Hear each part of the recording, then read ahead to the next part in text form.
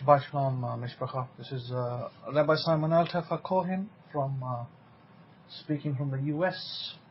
in the state of Ohio. Baruch Hashem Yahweh, welcome into the room. Hopefully everybody can hear me loud and clear. If you have any issues with the video, audio, I guess there's no video, audio, then let me know. Ohio is cool and cool weather, nice sunshine. Not as hot as Florida right now, but that's okay. We had a bit of snow last week. Cincinnati is not far, actually, close by. I often pass through Cincinnati when I come to Ohio. So, Baruch Hashem Yahweh, today our Parsha is on Tetzaveh, which is from the book of Exodus, chapters 27. We also have on the horizon in 2 days' time is Purim, according to the Jewish lunar calendar. So those of you who celebrate Purim as a remembrance festival, although it's not commanded in the Torah as such, because obviously it happened much later time than the Torah was given. It happened in the events of the Persian Empire, and everybody's heard of the story of, everybody's heard of Esther, and everybody knows that Esther was a queen, in Persia. And so that's kind of a fitting story. We may look at that a little bit as a Purim and what we do on Purim. We'll look at that in a second. But here is in Parshas Tetzaveh. But before I get into it, let's do our little weekly joke. Pastor said that you need to join the army of the Lord, and the person that the pastor was speaking to replied, "I'm already in the army of the Lord, Pastor." The pastor questioned, "How come I don't see you except at Christmas and Easter?" He whispered back, "I'm in the Secret Service." So the Parshas, basically this is what the Parsha says. "And you shall command the children of Israel that they bring you pure oil of pressed olives from the light, for the light to cause a lamp to burn continually. In the tent of the appointed times, outside the veil which is before the congregation for a true report, Aaron and his sons shall tend it from evening until morning before Yahweh. It shall be a statute forever to their generations on behalf of the children of Israel. Now take Aaron your brother and his sons with him, for among the children of Israel, that he may minister to me as Kohen, as a priest, Aaron and Aaron's sons, Nadav, Avihu, Eleazar, and Ithamar. And you shall make holy garments for Aaron your brother, for glory and for beauty.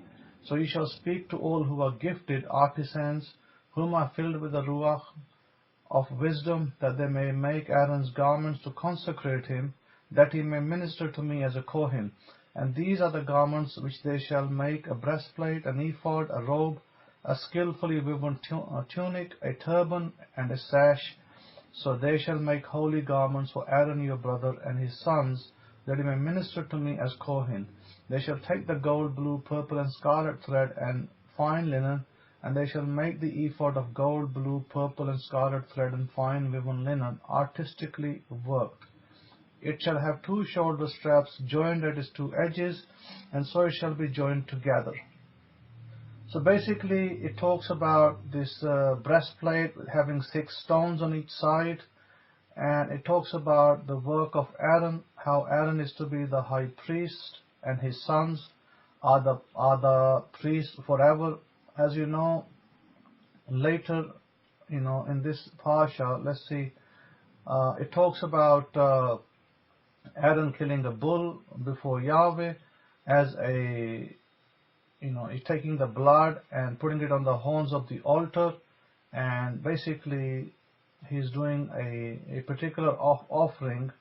It also talks about what kind of breads they should be using, and this is very interesting translation, because this is not going to find this translation anywhere else. In the book of Exodus, chapters 29, it says, "And matzah, unleavened roti basically is like a flat bread, and pratas is basically what the Southeast Asians eat, mixed with oil, and unleavened pratas anointed with oil. You shall make them of wheat flour." You shall put them in one basket, and bring them in the basket with the bull and the 2 rams. And Aaron and his sons you shall bring to the door of the tent of the appointed times, and you shall wash them with ma'im, with water. Then you shall take the garments, put the tunic on Aaron, and robe of the ephod and the breastplate, and gird him with the intricately woven band of the ephod. You shall put the turban on his head, and put the holy crown on the turban. And you shall take the anointing oil, pour it on his head, and anoint him. Then you shall bring his sons, and put tunics on them. And you shall gird them with sashes, Aaron and his sons, and put the turbans on them. The priesthood shall be theirs for an everlasting law, for an everlasting Torah, or an everlasting statute, everlasting judgment. Let's quickly look at that. It's in Exodus 29 and verse 9. We can fire it up in my Hebrew Bible as well. Exodus 29 and verses 9. So the word there is, when you consecrate, the word there, let's see, for perpetual statute, basically chuk, which is a statute, is a judgment, it's an ordinance, means that it can never change. It's set in law, it's set in law, and it's unchangeable. Because certain laws can be modified, changed over time, when other things happen, but this is one that God said will not change. Then it talks about, who's allowed to come to the tent, and who's allowed to do what kind of garments they should wear. But as you know, that sadly, this is about the priesthood. Who is the priesthood? God sets the stage. Who is the priesthood? But today, we see that there are several priesthoods, not ordained by God. That's for sure. The several priesthoods out there. Christians have their own priesthood. Their priesthood is called pastors, deacons, bishops. That's Christian priesthood. Then you have the priesthood of the Catholics. They're called popes. They're called, their clergy is called by different names. Father. In Pakistan, they call it Babu. This is a term they use over there for their, people who look after the churches over there. So this is the priesthood of the Catholics. I guess, I won't talk about Islam, because Islam has nothing really, because Islam does not claim to be Christian in any origin or Catholic. It's a totally separate offshoot, and they, almost like for like, at least 50% of their laws are taken from the Torah, like for like, and they follow them like for like. They don't change them, they don't make them something they are not, they do them 100% to the letter. That's how, almost to the same as Orthodox Jews today would do them. Muslims are very hard about their laws, and so are the Orthodox Jews. Problem is this, that not so much problems not with Muslims how they do them, that's fine. Problem is that the Christians have adapted a completely new priesthood, bishops, pastors, and all that. They've adapted a completely new priesthood, and then they follow that priesthood to the letter sometimes. But the problem is that majority of these so-called pastors out there, meaning to be good, they're actually very wrong about their teachings. Now, I wanted to point out that the Torah has 70 faces. What does that mean? It means that the Torah can have 70 different interpretations and all are valid. Now, that doesn't mean that you can do away with the Peshat reading. Peshat reading always stands. The Peshat reading is a literal translation of the Bible, what it actually literally means in the context. Now, clearly, because Aaron's 2 sons, Nadab and Avihu, they did not obey the commandment that was given to them, that you shall not light a strange fire, and they lit a strange fire. That's how the Bible describes it, a strange fire in the altar, and they came before God at not an appointed time, at just another time, and God struck them and killed them. You can read about that in our Torah as well. So meaning is this, that God did not hold favoritism to Aaron's sons just because Aaron is high priest and Aaron can be standing before God. And of course, Aaron was granted whatever he asked for Israel, but God did not use that as a favoritism tool to judge his sons. The sons made the mistake, they were struck off, they were killed.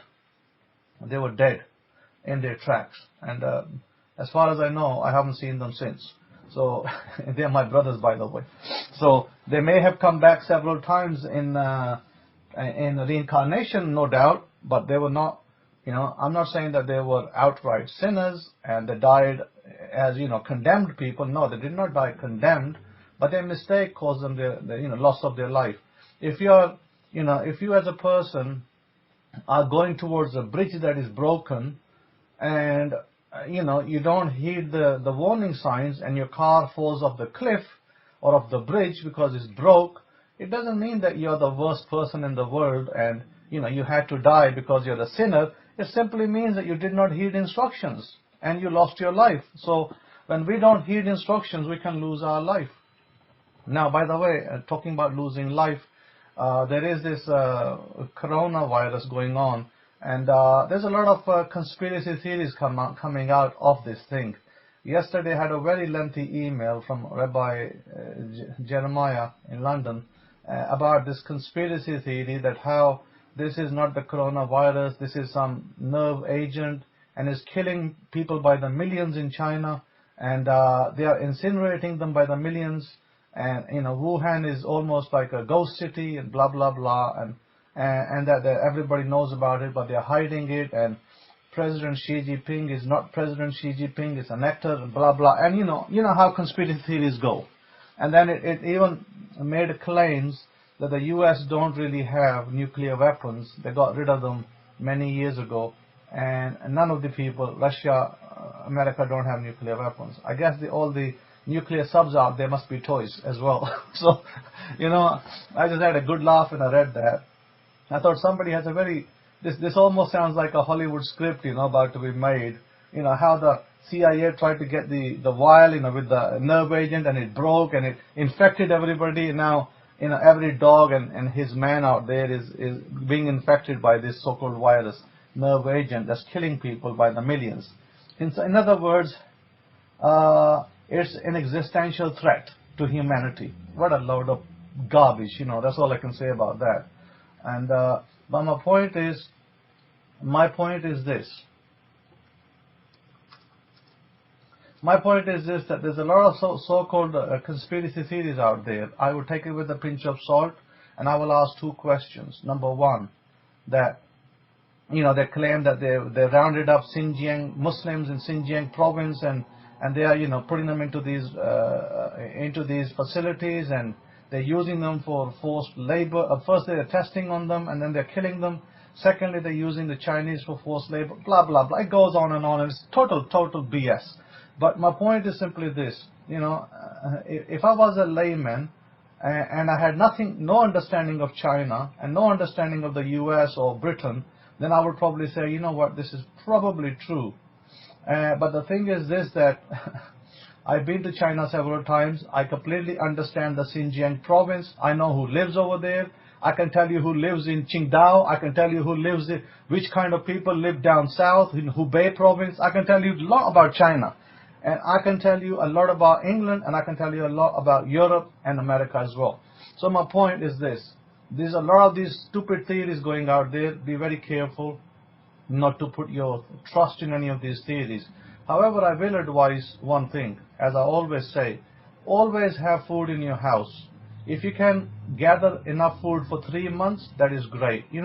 If you put a bag of rice, a 20 kilos bag of rice, that is sufficient for a family of 2 or 3 maybe. It'll probably last you 2 months, You don't have to gather a lot of food. Just a bag of rice, 20 kg bag of rice you can pick up from any Indian store or Costco store. It will last you a couple of months. So when I say 3 months of food, I'm not talking about filling your garage with, all the water from Walmart and all the bags of rice from there and all the beef and all the steaks you can find. I'm not saying that. All I'm saying to you, simply, be sensible. Have a couple of bags of rice in your home. In case of, panic, in case of other things going on, you at least have food in your home. You don't have to rush out to Walmart or Sam's Club and find that the shelves are empty or people are fighting over water. Like in China, they opened a Costco store, and Rabbi Kefa sent this little video in which the Chinese were fighting each other, trying to get the pork over there because they love their pork. So my point is this, that there are fanciful stories out there. But let me remind you, and some of you may not believe the Bible. Some of you may say, I don't believe the Bible. I don't believe in God. And that's fine too. But I will tell you this, that I do. I believe in God. I'm a Kohen. I'm a son of Aaron. I believe in the Bible. And God has a mighty plan for our people, the children of Israel. We are scattered all over the world. He's going to restore us back. The prophecies have not yet been fulfilled. So if there's an existential threat to humanity, then how is God going to gather Israel back? How are the prophecies going to be fulfilled? That means we'll all be wiped in America or wherever we are, and that is the BS that I'm never going to believe that. I'm never going to believe it, and I'm never going to foster it on people, because all this is doing is fear-mongering. Fear-mongering, fear always creates anxiety, and it will create problems in people's lives. So be mindful of all these fanciful theories out there about the so-called coronavirus and how it's not a virus, it's a nerve agent, and blah, blah, blah, and on and on and on it goes. You know, the next man adds the next bit of the story. And this so-called officer who claims he's one of the officers in China, well, you know, my point is this, that the style of writing is not of an officer, it's not of a PhD, and secondly, if he really was an officer, he would be dead by now. I can tell you that, because Chinese government, a secret service, could trace back to him his email, because, you know, everything is encrypted, and only he knows the facilities, right? Technically. So if he only knows the facilities, then they know who, you know, how many people can leak that information, and how many people met this so-called Sergeant Mendel or whatever Meng, whatever his name is. My point is this, that this is a fanciful theories out there, and they have no basis, no legs to stand on. So be wise about these things. You know, don't panic. Just, you know, take simple precautions, simple things, nothing fanciful. You know, have some water in the home. Make sure you got sufficient water to last you, you know, 2-3 weeks. If you got taps running, you don't have to worry about that. You know, people worry about water who don't have taps in their homes, or faucets as you call them over here. And then you can store up water. You can fill up a few gallons of water and stash it away in your garage or something, or in your basement, and you got plenty of water. You know, you don't have to worry about water either. But my point is this, that existential threat or not, there is no such thing as an existential threat to humanity right now. Because if this disease was anything they claim, then we should be seeing, you know, dead people all over USA by now. And we haven't seen that. All we saw is, I don't know, the deaths are in the double figures, maybe 19, 20 or whatever it is. It's less than 100. So, in fact, maybe in the UK there's a little bit more than 100 cases. But having said that, you know, the cases are like flu. The virus is as bad or nearly as bad as the flu. It'll basically, if you're weak, if your immune system is weak, it will kill you. As simple as that. And there's nothing untoward about it, because 60,000 people or thereabouts die in the US by the flu every year. So, and this virus is no different to the flu. So therefore, you know, just as they say to you, if you know, you got to build your immunity, raise your immunity up. You know, take higher doses of vitamin C, meaning, you know, the liquid form. And if you do that, then you're already on the road to success. It doesn't matter about your age, because if you take higher doses of vitamin C, you're putting yourself in the, you know, 10% of the population that is, you know, got better immunity than the rest. As Rabbi Kefa saying, drink plenty of water, and Baruch Hashem Yahweh, nothing will happen to you. The God of Israel is here to stay, and the God of Israel is here to protect you. If you're under His wings, He will save you, He will protect you, He will guard you. Now when we talk about saving and salvation, this is what we talk about. When an illness strikes, or when a calamity happens, then God is here to protect us. That's basically the salvation model that we follow, because the, you know, other salvation that Christians talk about is nothing but mumbo-jumbo salvation, and we already have that through the covenants that God already formulated. We don't have to go and dunk in a church and then get a salvation again and do it about 18 times with different denominations. Every denomination will do a dunk. So there's no need for that. You just simply got to do the you got to do the oath. When you convert to the faith of Israel, to the faith of Abraham, Isaac, and Jacob, then we do we do an oath in front of a rabbi, in front of a teacher, that you are going to follow the faith of Abraham. There is a little offering, and the offering is obviously according to the person's ability. And then after that, you do a little, not a dunk, but you can do a mikvah, like a ritual bath to join onto Israel. And again, because in Judaism or in otherwise Messianic faith, the mikvah, you might do a public one just for the showmanship.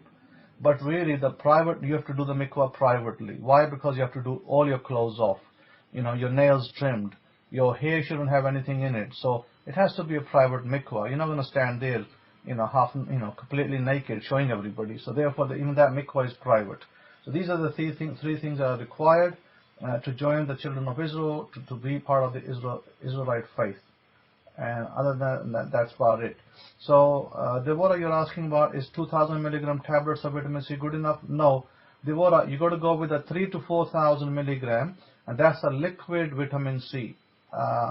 It's in liquid form, and you can easily buy that from Amazon or eBay, and you can look up the label. It says if you take a small teaspoon, it's about 3,000 to 4,000 milligram. That's what you actually need for higher immunity. Thank you for that luxury class. Micro-liposomal. Yep. That is liposomal vitamin C. That's a special term they use. It's not the tablets you get from Walmart, with those big tabs. You put it in the water and it dissolves and all that. It's not that one. That one is about 1,000 milligram a tab. And, you get about, 12, 14, whatever, 15 tablets in a little cube. But no, I'm not talking about those tablets. You need the higher liposomal vitamin C. That's readily available from many places. Just search for it online if you're not sure. Google it. Uncle Google will help you to locate it. Usually Uncle Google will point you to Amazon or eBay.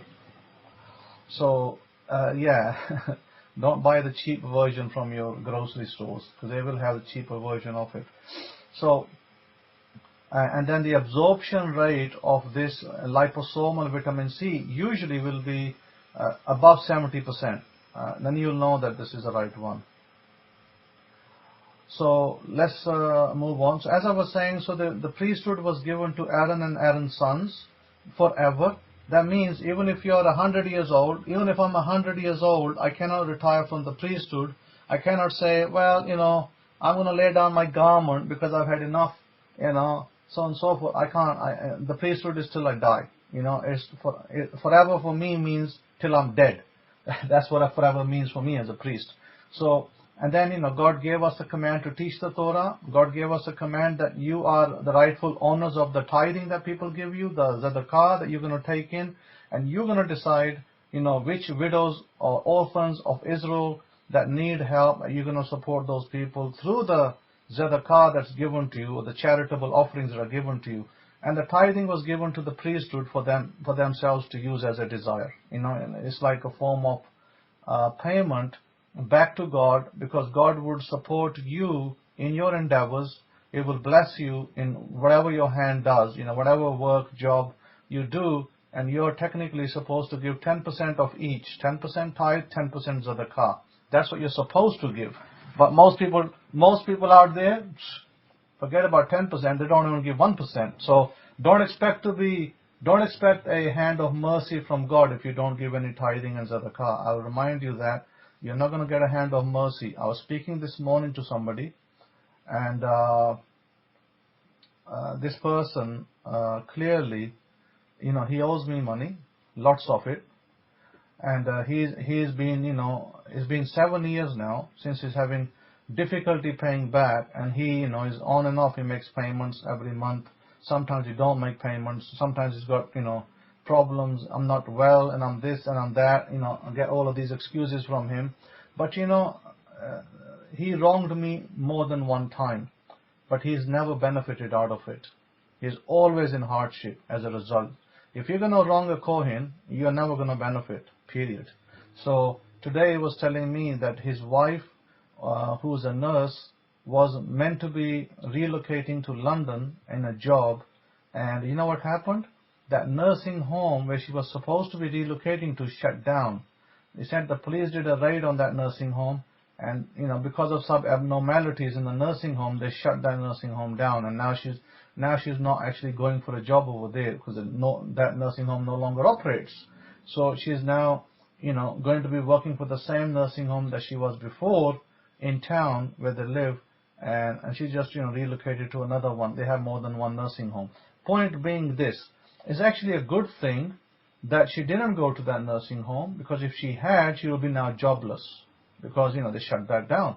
So in a way, that's a good thing. Secondly, the thing is this, that when you are wronging other people, you cannot expect to be blessed yourself, and that's just the bottom line.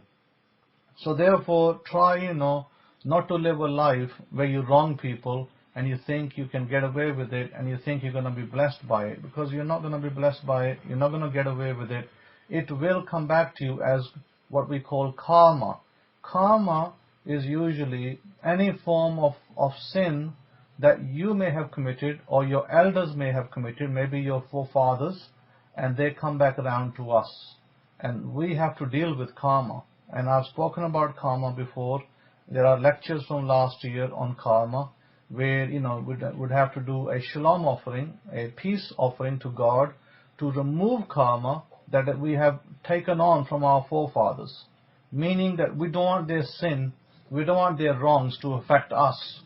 And so you would have to bring a equivalent, money in offering, like that's about, a lamb is about $2 to $50 these days.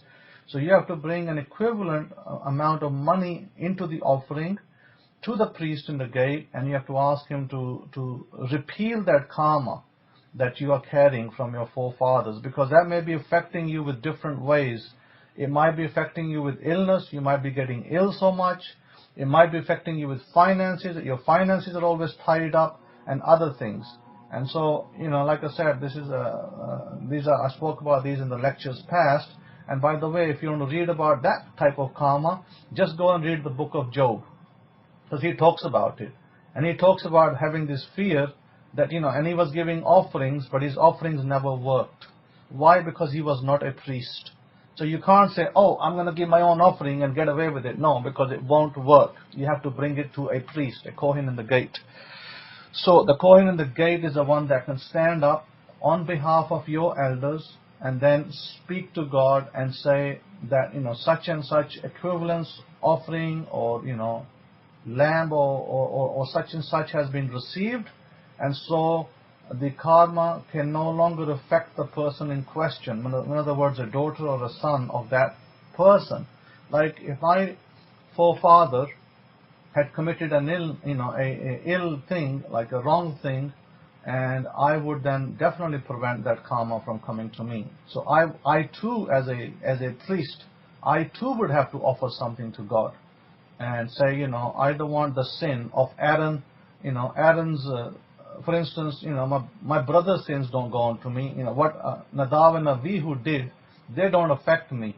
But if my father did something, if Aaron did something, then yes, because Aaron did do something. Remember, Aaron built the golden calf. So, I already dealt with that. So I also had to deal with it in my personal life.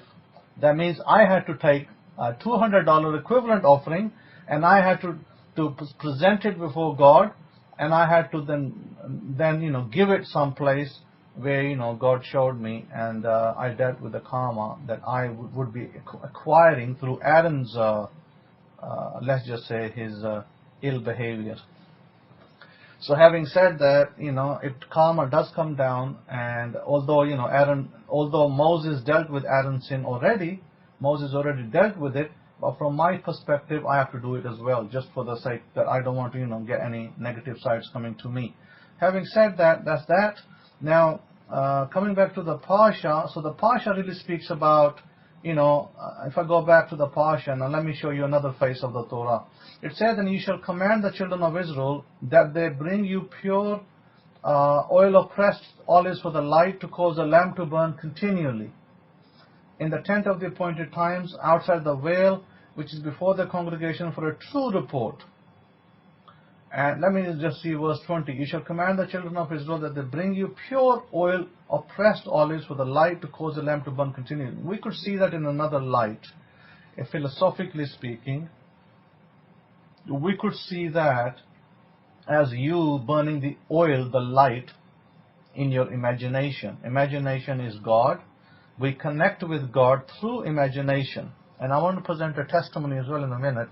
But before I do, two things. Number one is that imagination is like burning the oil, burning the light, feeding it the right type of environment, feeding it the right, you may need a desire to be fulfilled.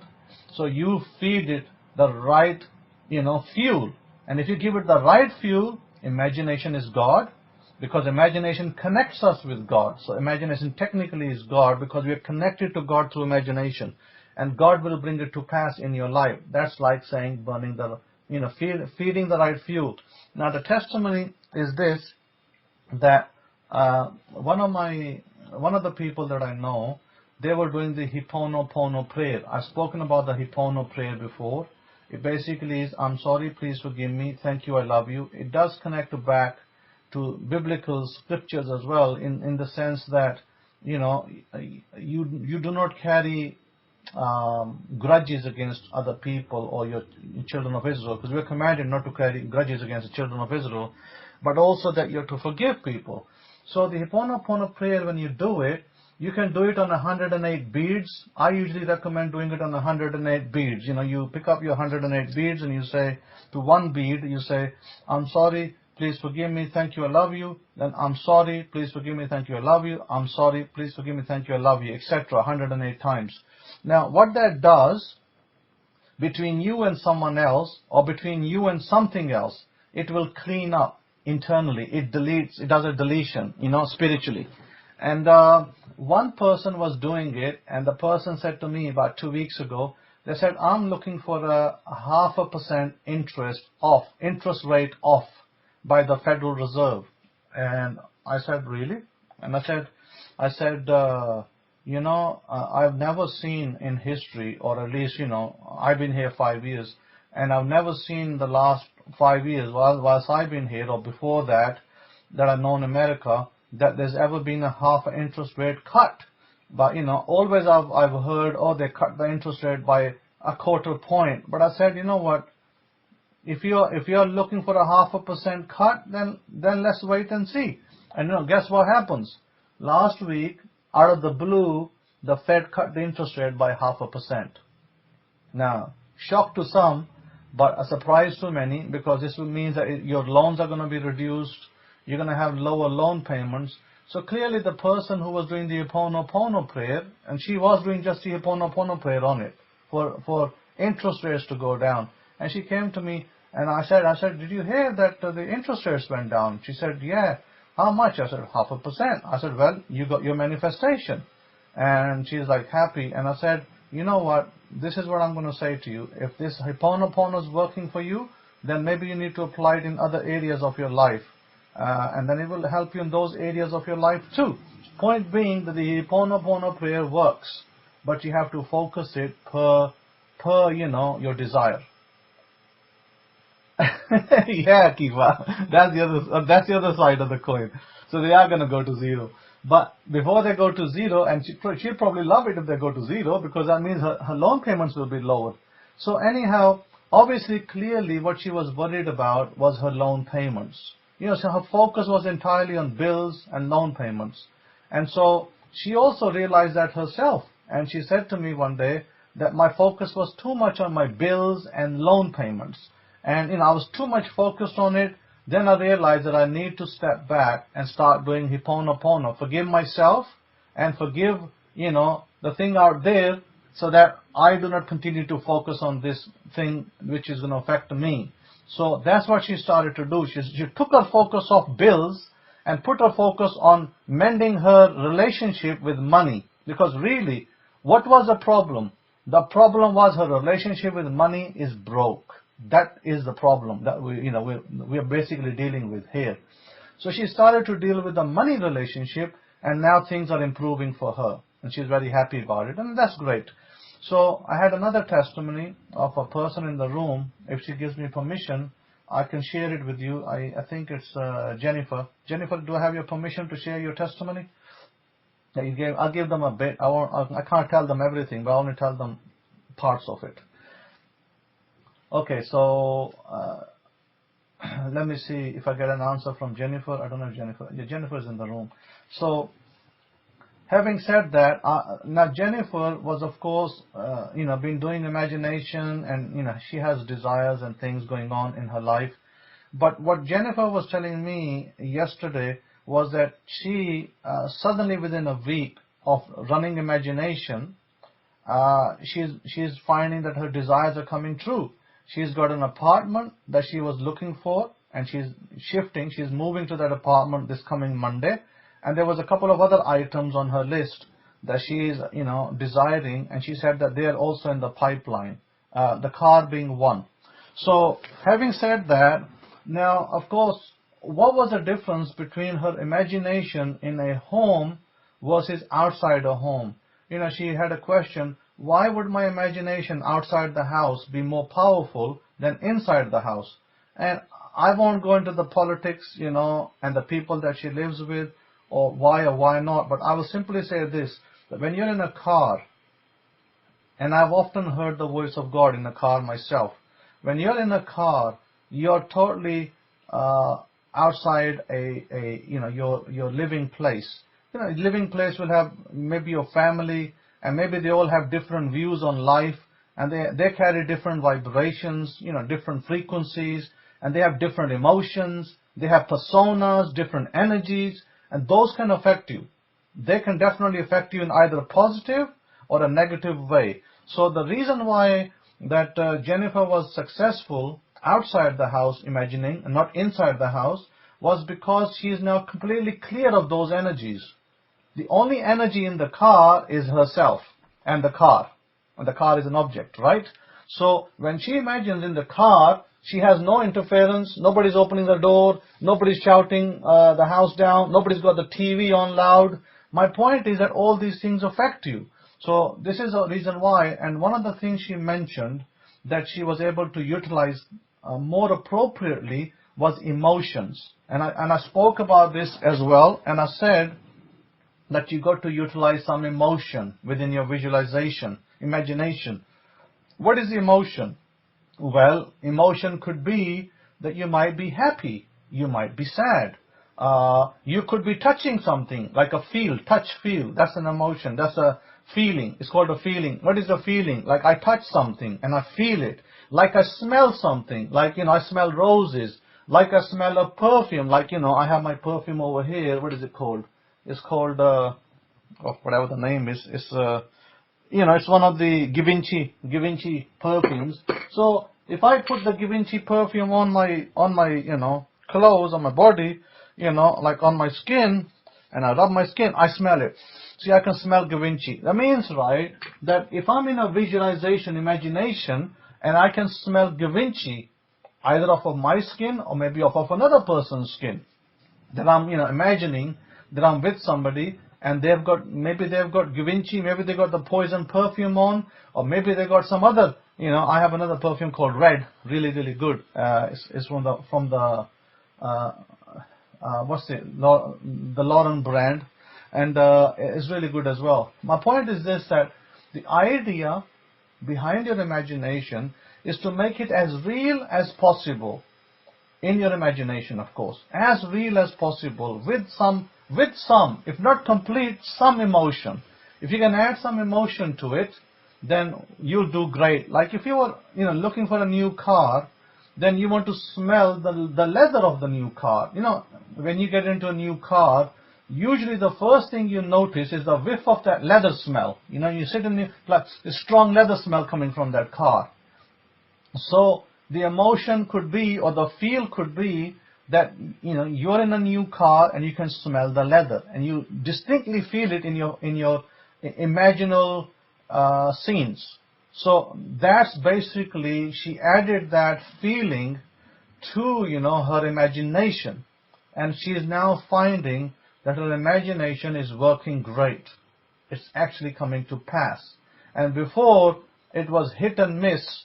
Before it was like she could do it for somebody else and it was happening for them, but it was not happening for her. It was hit and miss, until she realized, actually, you know what, I've got the wrong energy around me. I need to be outside the house and doing it. And maybe this will be this. Obviously it's a case of experimentation. Like I keep saying to people that as a software engineer, I like to look at things from a systematic point of view. Systematically, you can do something and you can document it, and you can say, well, I did this 3 times and it didn't work. I did it 5 times and it worked. I did it 10 times and it worked. Or I did it 50 times and it didn't work. In other words, you get an idea of writing something, whether it works or not. Now, I'm presently doing some experimentation in which I write something 3 times, 5 times, and 10 times. So I'm going to look at which one of those comes to pass. In other words, the whole idea of me doing that experiment with different desires is to see which one of the script is a more powerful or the fastest to come. Is writing 10 times powerful? Is writing 5 times powerful? Is writing 3 times powerful? I cannot answer that question until one of those desires comes to pass. Then I can say to you, hey, writing so many times every day for so many days has worked for me. So that's my, experimentation that's still going on. And there's other things that I'm doing, testing, basically doing a lot of testing. And with a lot of testing, I'm trying to narrow down what works the best and what works the fastest. Why? Because I would then be able to teach my students how to put your things into order. Because, rather than, you say to somebody, hey, write it 50 times a day. And that person might say, well, I've got arthritis, or I've got, some, writer's block or whatever, and I can't seem to write 50 times a day. They say to you, write 50 times a day, 5 days.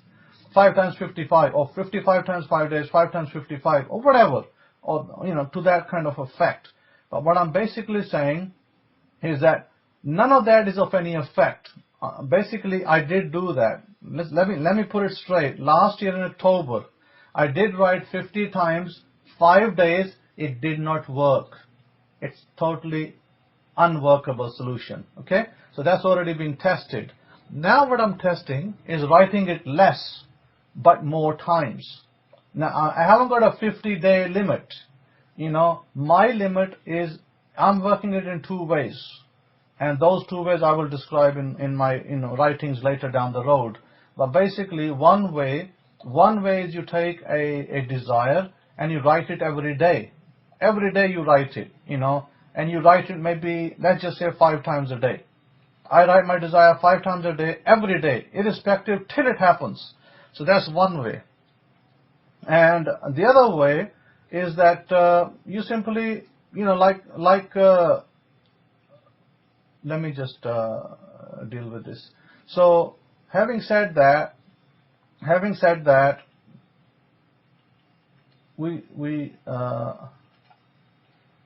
let me just completely do this. So having said that, you have to remember that this is all testing phase. Now, and I wanted to point out that these things come from our Bible. Why? Because the Bible says, let the weak say that I am strong. Now, the Bible doesn't say, let the weak say that I'm weak. In other words, the Bible tells us that you have to believe that you are mightier than you think. Well, how am I supposed to believe that? Well, one way of believing that is by writing it, that you are mightier than you think. So, there was another verse in which Jesus of Nazareth, Yeshua of Nazareth, spoke, and he said the following. This is from the words of the book of Matthew, and in there he said, For by your words you will be justified, and by your words you will be condemned. Now, let me point out something. It's Matthew chapter 12, and it's verses 37. A lot of Christianity will take this and say, oh, you're going to go to hell by your own words and blah, blah, blah. Okay? It is not talking about going to hell, and is not talking about the everlasting fires that Christians claim there are, which there are none, and so on and so forth. What is it talking about?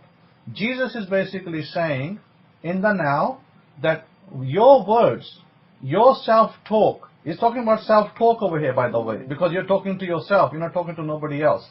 And he's saying that your self-talk will either kill you or will bless you. In other words, you can be condemned by it, or you can be blessed by it. Well, how can I be blessed by self-talk? Well, if I told myself that, let's say I told myself in my self-talk, I'm a millionaire, and I told myself that every day, I'm a millionaire in my self-talk, guess what's going to come my way? And what if I told myself, I'm a poor man? Every day I told myself, I'm a poor man in my self-talk. Guess what's going to come my way? That's what Jesus was talking about. Jesus was not setting up some new revelation. Hey, you're going to go to hell if you say you're going to go to hell. No, Jesus was simply showing you the law of manifestation at work, which is a Torah law, by the way. And Jesus was saying that if you follow the law correctly, and you have your, desires, written down, or if you're going to speak about them, inner talk, self-talk, what do we do in self-talk? Well, sometimes in self-talk, we can be very self-condemning. Sometimes we can be, we can put ourselves down. And we can say, I'm no good, and I can't get this done, and I'm this and I'm that. You see, we can do that in our self-talk. When we do that in our self-talk, we are actually condemning ourselves. Then you know what happens? The real world, it brings those things to pass. We start having problems. We start having marital issues. We start having issues with our employer. We start having problems in other areas of life. Financial issues and other issues. But what if you told yourself that, you're financially great? Well, let me put it another way. What if you told yourself every day, in your self-talk, I am financially free? Now, are these bad words? No, they are great words to use. So if you keep saying to yourself, I'm financially free, I am financially free, or you have a conversation going on with a friend, and the friend says to you, hey, isn't it great that you're financially free? And you say, yeah, it's great. So you keep repeating that over a few times every day. Guess where you are going? You're going to be financially free. But what if the same person, now let me give you a simple analogy.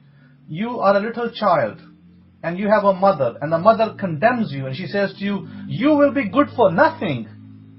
She keeps saying that to you every day. You're going to be good for nothing. You're going to be good for nothing.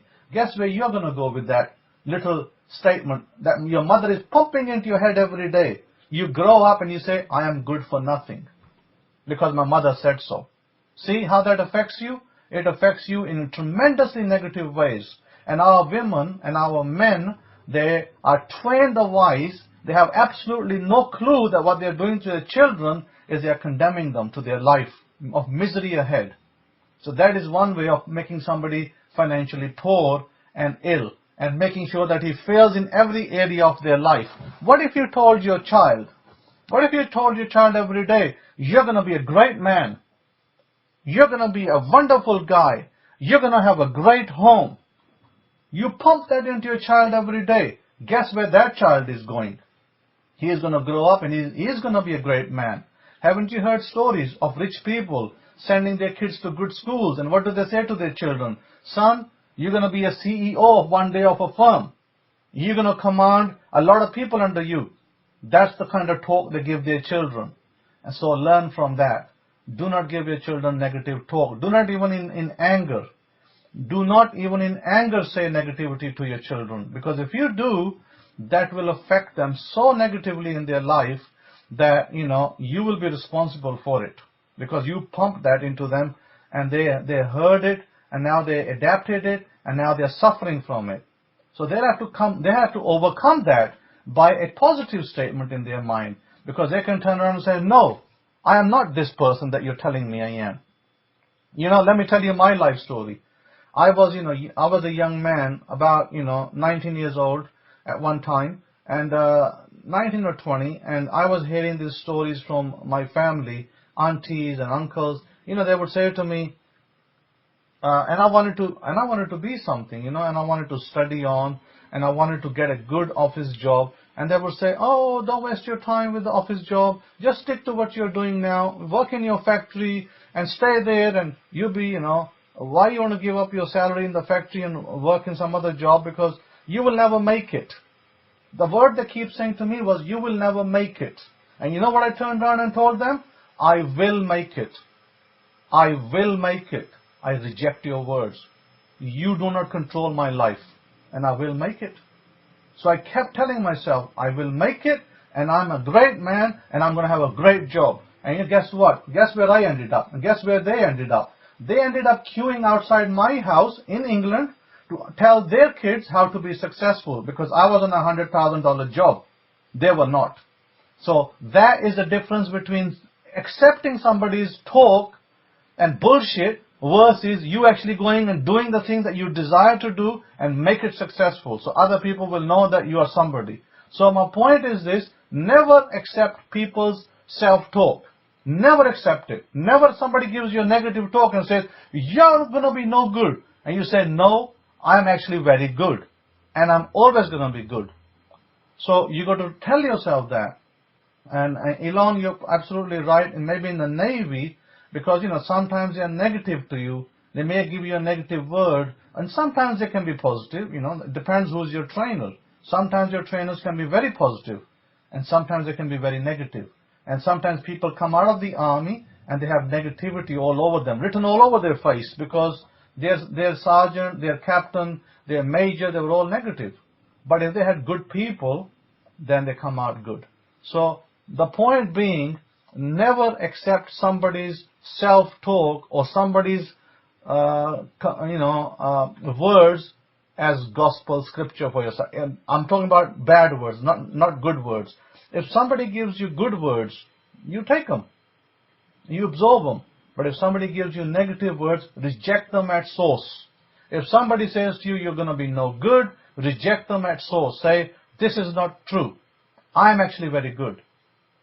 So if somebody says to you, you're not successful, or you're not going to be successful, you say, I do not accept that. I am very successful, and I always will be successful. So you got to turn it around. You got to change it. I have done it in my life.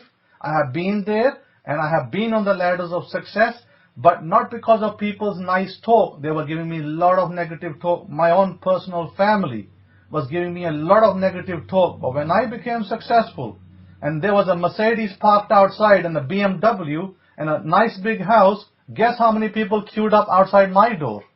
So think about, all these things that people are giving you. The Bible tells us, by your words you shall be judged. It's not talking about eternal condemnation. It's simply talking about present day. Today. Like today, what's going to happen if you keep giving yourself negativity all the time, guess what's going to happen to you? What's coming to your way? If you keep giving yourself self-talk of negativity, do not do that. That is a detriment. Do never do that. Never say to yourself that you're somebody who's weak, or somebody who's ill, or somebody who's no good. Don't ever accept those, and don't ever program yourself with that, because that, by the way, is brainwashing and programming that will affect you negatively. Always, every day in front of the mirror, when you stand up in front of the mirror, what you're going to tell yourself is what counts. Don't stand in front of the mirror and say, oh, I look ugly today, I don't look good enough. Oh, I'm no good. Don't do that kind of thing. When you stand in front of the mirror, stand tall and say to yourself in the mirror, I'm a great man, or I'm a great woman. I'm a very wealthy person. I'm going to do great things in my life. I'm a millionaire. That's what you should be saying in the mirror. Because your pastor's not going to teach you that. Your rabbi is not going to teach you that. But Rabbi Simon will teach you this. This is what you should be saying. Elon is saying that it was a guy that said to him he will never become an IT in the Navy, since he was at the bottom in the Navy at that time. And after 2 years, I took a test for IT and became an IT for the Navy on my ship. Baruch Hashem Yahweh. My point is, never accept another person's verdict for you. Do not accept another person's verdict. If they say to you, you will not, say, no, I will. Yes, I will. Thank you. So remember, gratitude. Enter the gates with thanksgiving. Always give gratitude to God. Always give gratitude and always enter the gates with thanksgiving. When you enter the gates with thanksgiving, even bad things will turn good. And I have been there. I have tested it. I have done it. It works. Now I'm telling you and I'm teaching you how to make it work for you. So do not be around negative people. This I must say to you. Do not listen to news. At least, don't be glued to a TV all the time with the news. And, soap operas with divorce and, family issues and problems. Don't watch soap opera like that. Because if you listen to news all the time, 95% of news is slander and negative. We are not permitted to listen to slander. Torah forbids it, by the way. And if you happen to catch a headline, about some news, that's fine. But you don't need to be glued to your TV, to Fox News and CNN News, to be listening to everything that's happening out there, because all you're doing, you're putting garbage into yourself. Garbage in, garbage out. By the way, that's a computer term. If you study IT, they will teach you that in school, garbage in, garbage out. Do not allow garbage to go into your system, because it will create negativity. So stay away from news as much as you can. If you want to catch the headlines here and there, sure, catch the headlines, but don't allow, sitting there for, every day religiously in the morning. I used to do that. When I was working in London many years ago, I used to do that religiously, switch my TV on just as a religion, switch my TV on in the morning and watch, ITV News or Sky News in the morning for, 30 minutes or something before I go to work. I religiously used to do that, but then I realized that, there's nothing in news for me. But I also had my goals. So I also used to focus on my goals at the time. So I realized even back then that news is not going to help me. What happens in London, or what happens in New York, or what happens in, Seattle, it don't affect me. If I'm staying in London, it don't affect me because that's not my business, right? So if you want to be successful in life, learn to block out the news. Learn to block out negative people. Learn to stay away from negative people. The more you do that, the more successful road you put yourself on. Every day in front of your mirror, when you get up and you go stand in front of that mirror, I don't care if you look like the Grinch, you got to tell yourself, hey, I'm the greatest thing on the planet Earth. I am super looking good today. I'm looking great. You got to tell yourself that. And you got to tell yourself that, hey, I'm a successful man. I'm wealthy. I am wealthy. You got to tell yourself that. Because when you tell yourself that, you change your life. You change your world. What you are inside will come outside. And Baruch Hashem Yahweh. So I'm gonna, tell you to keep yourself in that frame of mind. If you can do that, only this much, then you'll be blessed. Why did God put the priesthood for blessing? Have you ever thought about it? How many times did God tell us to curse the people? And how many times did He tell us to bless the people? He told us numerous times to bless the people. Very few times God told us to curse the people. There was only one event where God told the priesthood to climb up on a mountain and split between six priests and curse. One side to curse, one side to bless. Only one time it happened.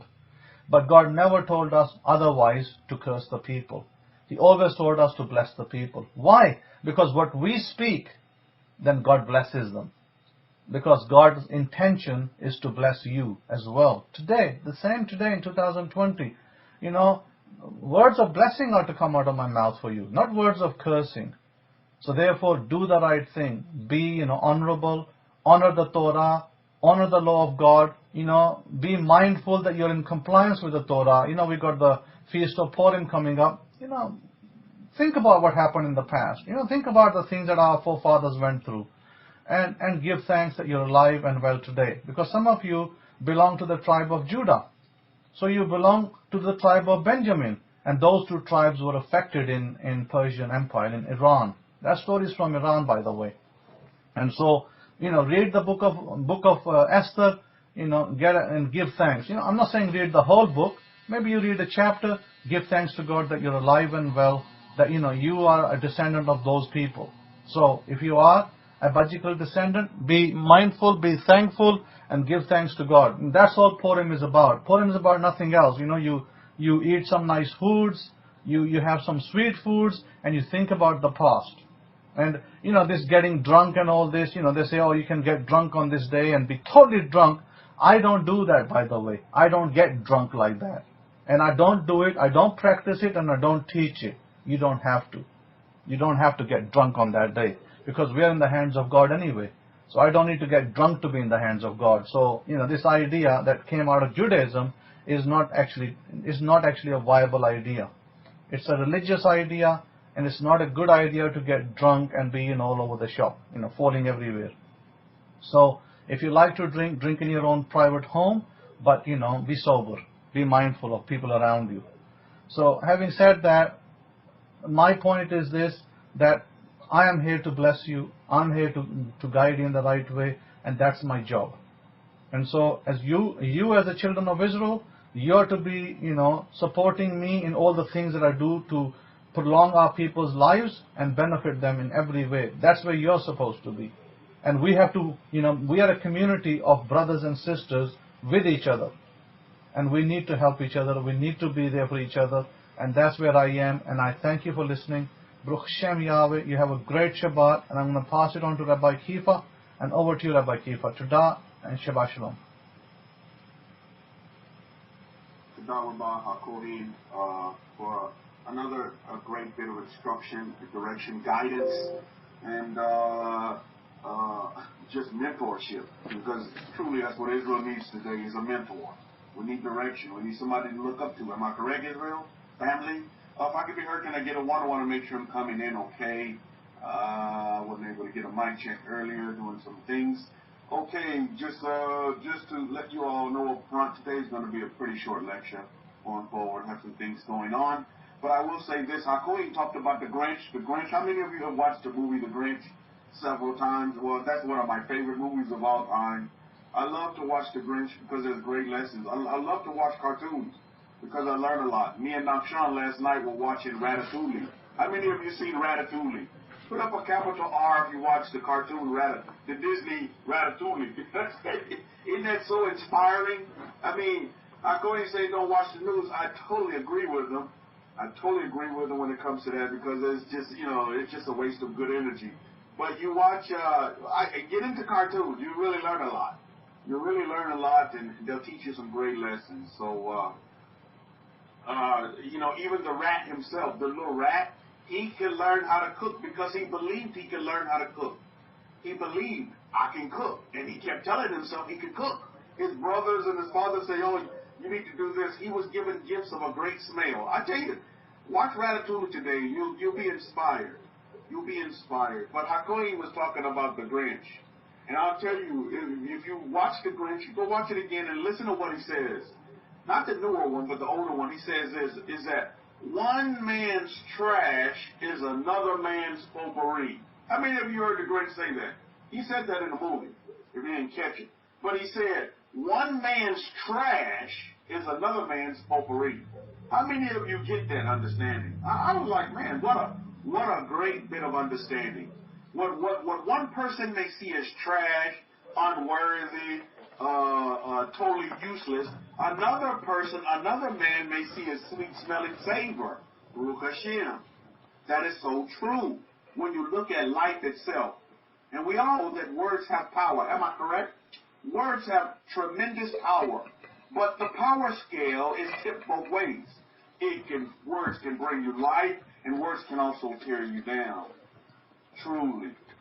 And when you look at this belief, because I want to go back, I wrote some things down when I was listening to our Kohen's lecture as we were hearing testimonies come in.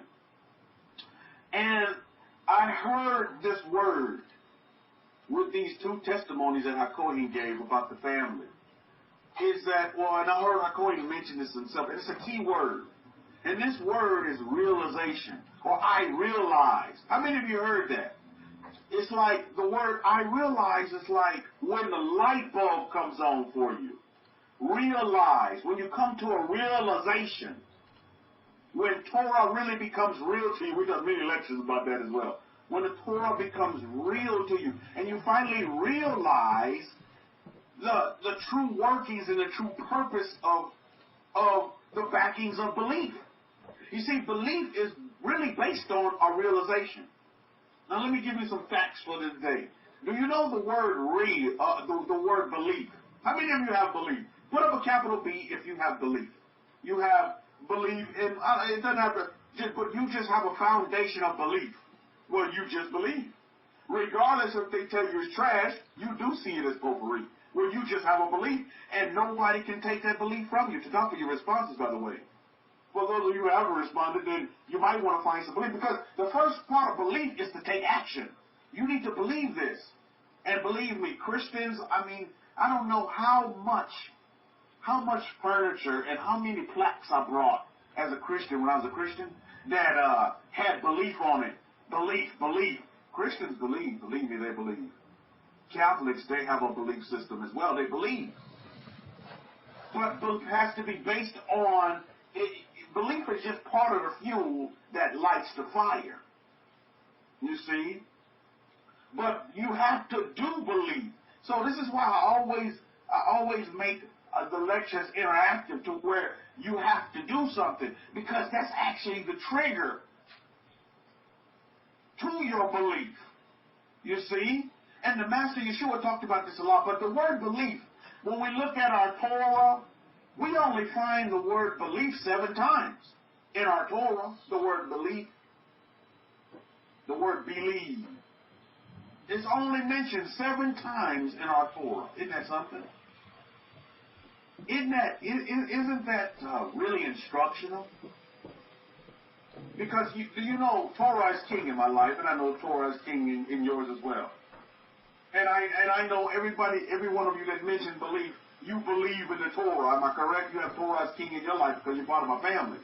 That's just our default setting, right? But get this. Why, if that's the case, why in Torah is believe only mentioned 7 times? You see? In 7 verses. Believe. What is that telling us? It's telling us this, that okay, yeah, belief is cool, but you got to back up belief with something else. And I would encourage you to look up the word do. Do, because I guarantee you, do probably outweighs how many in verses in our Torah, how many times believe is. So this is why, you have to get interactive, not for my purpose, not good, I want to see how many people respond. That has nothing to do with being in Columbia. But what's important is that you have to take action on what you believe in. That's the important point. Regardless of what you believe in. And you cannot sway from what you believe in. So when we were hearing those testimonies, I heard, when I realized, or I finally realized that, I'm concentrating on my bills. I finally realized that I needed to put my focus on giving thanks and getting to the root of the matter, and not just focusing on, the red or the negative behind the numbers. You ever notice that? Like, when you're red, or you, what they call O, or you have a bill, they always write it in red, and they put that negative symbol in front of it. You ever notice that? When you look at numbers, I like looking at numbers. I'm a numbers dude. I love numbers. But when you notice, like, when you're in the positive, you look at this this week in your 6 days of labor. When you're in the positive, they always put a plus in front, and then the number will be in green. Any of you ever notice that? I guess because I look at the stocks, I look at the market a lot. But you see those kind of numbers. And maybe even it's shown in your bill statements, on your online statements. When you're in the when you're negative, it's always a little line in front of it, and then it comes with the little negative number. Any of you notice that besides me? So what we want to do is not focus on the negativity side. See yourself as positive, and that's what you'll be. One man's trash is another man's potpourri. I would encourage you all to see the same situation with this coronavirus. One man's trash is another man's potpourri. Which side of the stick you going to be on, according to the Grinch terminology, Grinch theology? One man's trash. Are you going to stay down there in the trash and just, oh yeah, you're going to waddle in there and look for you some leftovers? Or do you see it as a sweet-smelling potpourri, the way you can do great things and help many people as people are running around here in fear? How many of you have seen fear demonstrated in these past 6 days of labor in your study of human nature? How many of you have seen fear up close in person, where you observed fear in action? Anybody? Put up a capital F. If you have observed in your past 6 days of labor, not saying you had the fear, but you observed fear out here as you're studying human nature. I have. I've seen it firsthand. Fear. And how people act and they react to whatever the situation may be. Now, at the end of the day, regardless of what conspiracy theory you want to throw on coronavirus, at the end of the day, the fact is that there is a what they want to call a pandemic, an epidemic. There is a sickness that's killing people. That's just a fact. Right? Do we need to know how the facts came about? To me, that's less important. What we do need to concern ourselves with and place our energy on, you see, that's the difference between hanging, seeing it as trash, opposed to seeing it as potpourri. You understand what I'm saying? Well, I want to stay on the side of, okay, yeah, this is here now. What can I do to help people? Well, you can be more calm.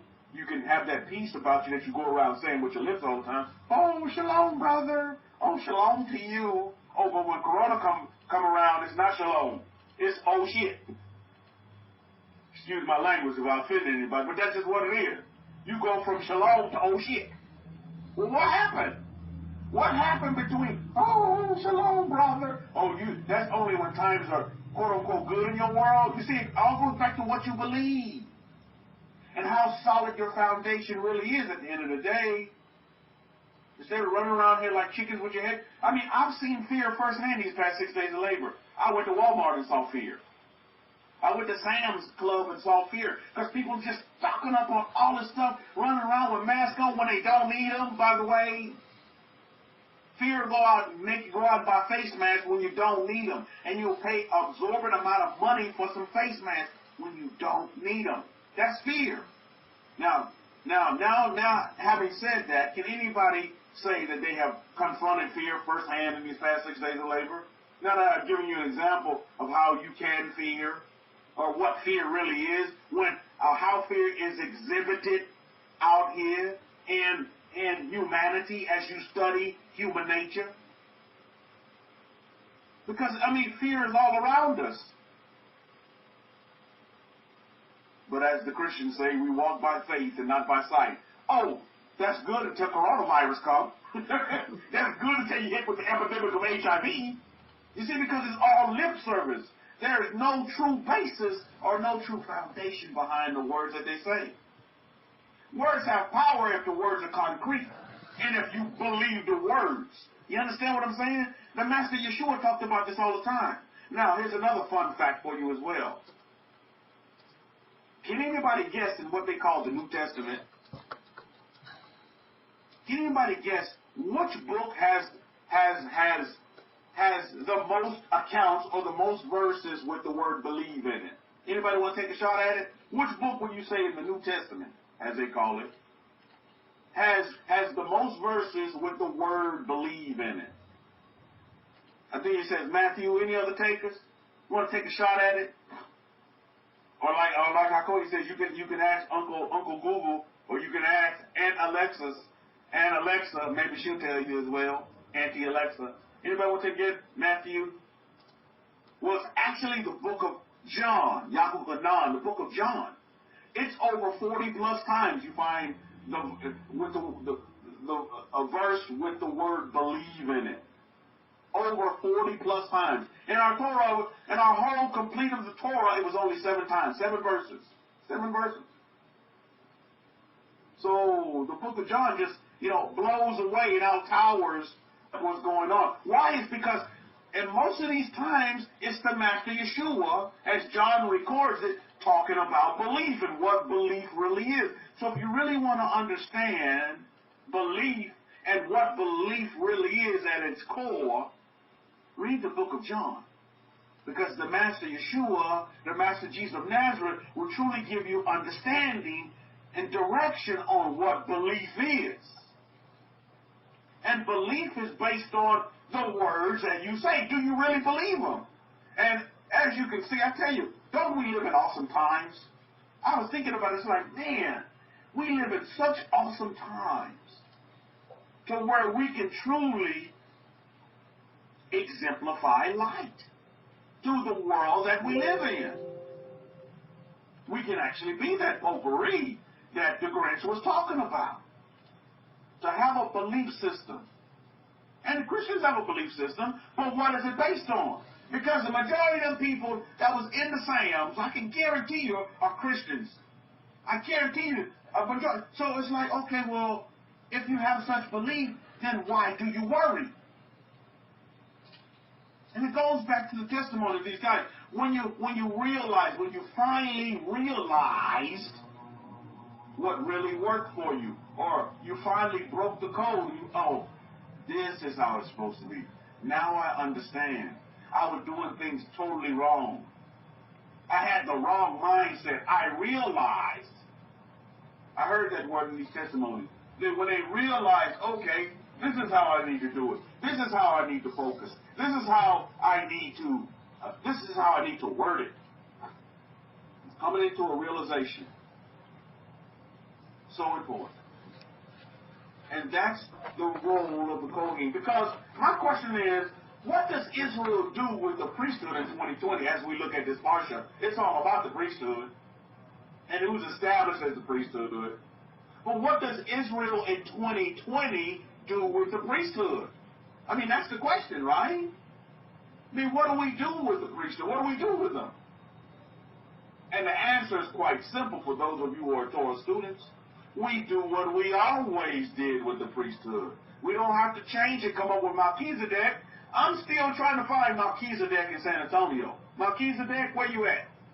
I'm looking for that priesthood of Melchizedek. How many of you have found the priesthood of Melchizedek? It's almost like finding the fountain of youth. France de Leon. All that's for you people of France. I'm trying to find the priesthood of Melchizedek, and I can't find them. I mean, many people are proclaiming to be the priesthood of Melchizedek, but where are they? And you like the pufferfish. You just blow up, with this thing, but you have no substance to you. There's no backing. There's no substance. There's no foundation. When the wind blows, you go like the pufferfish. You'll go with the currents of the waves. You go with the currents of the seas of the ocean.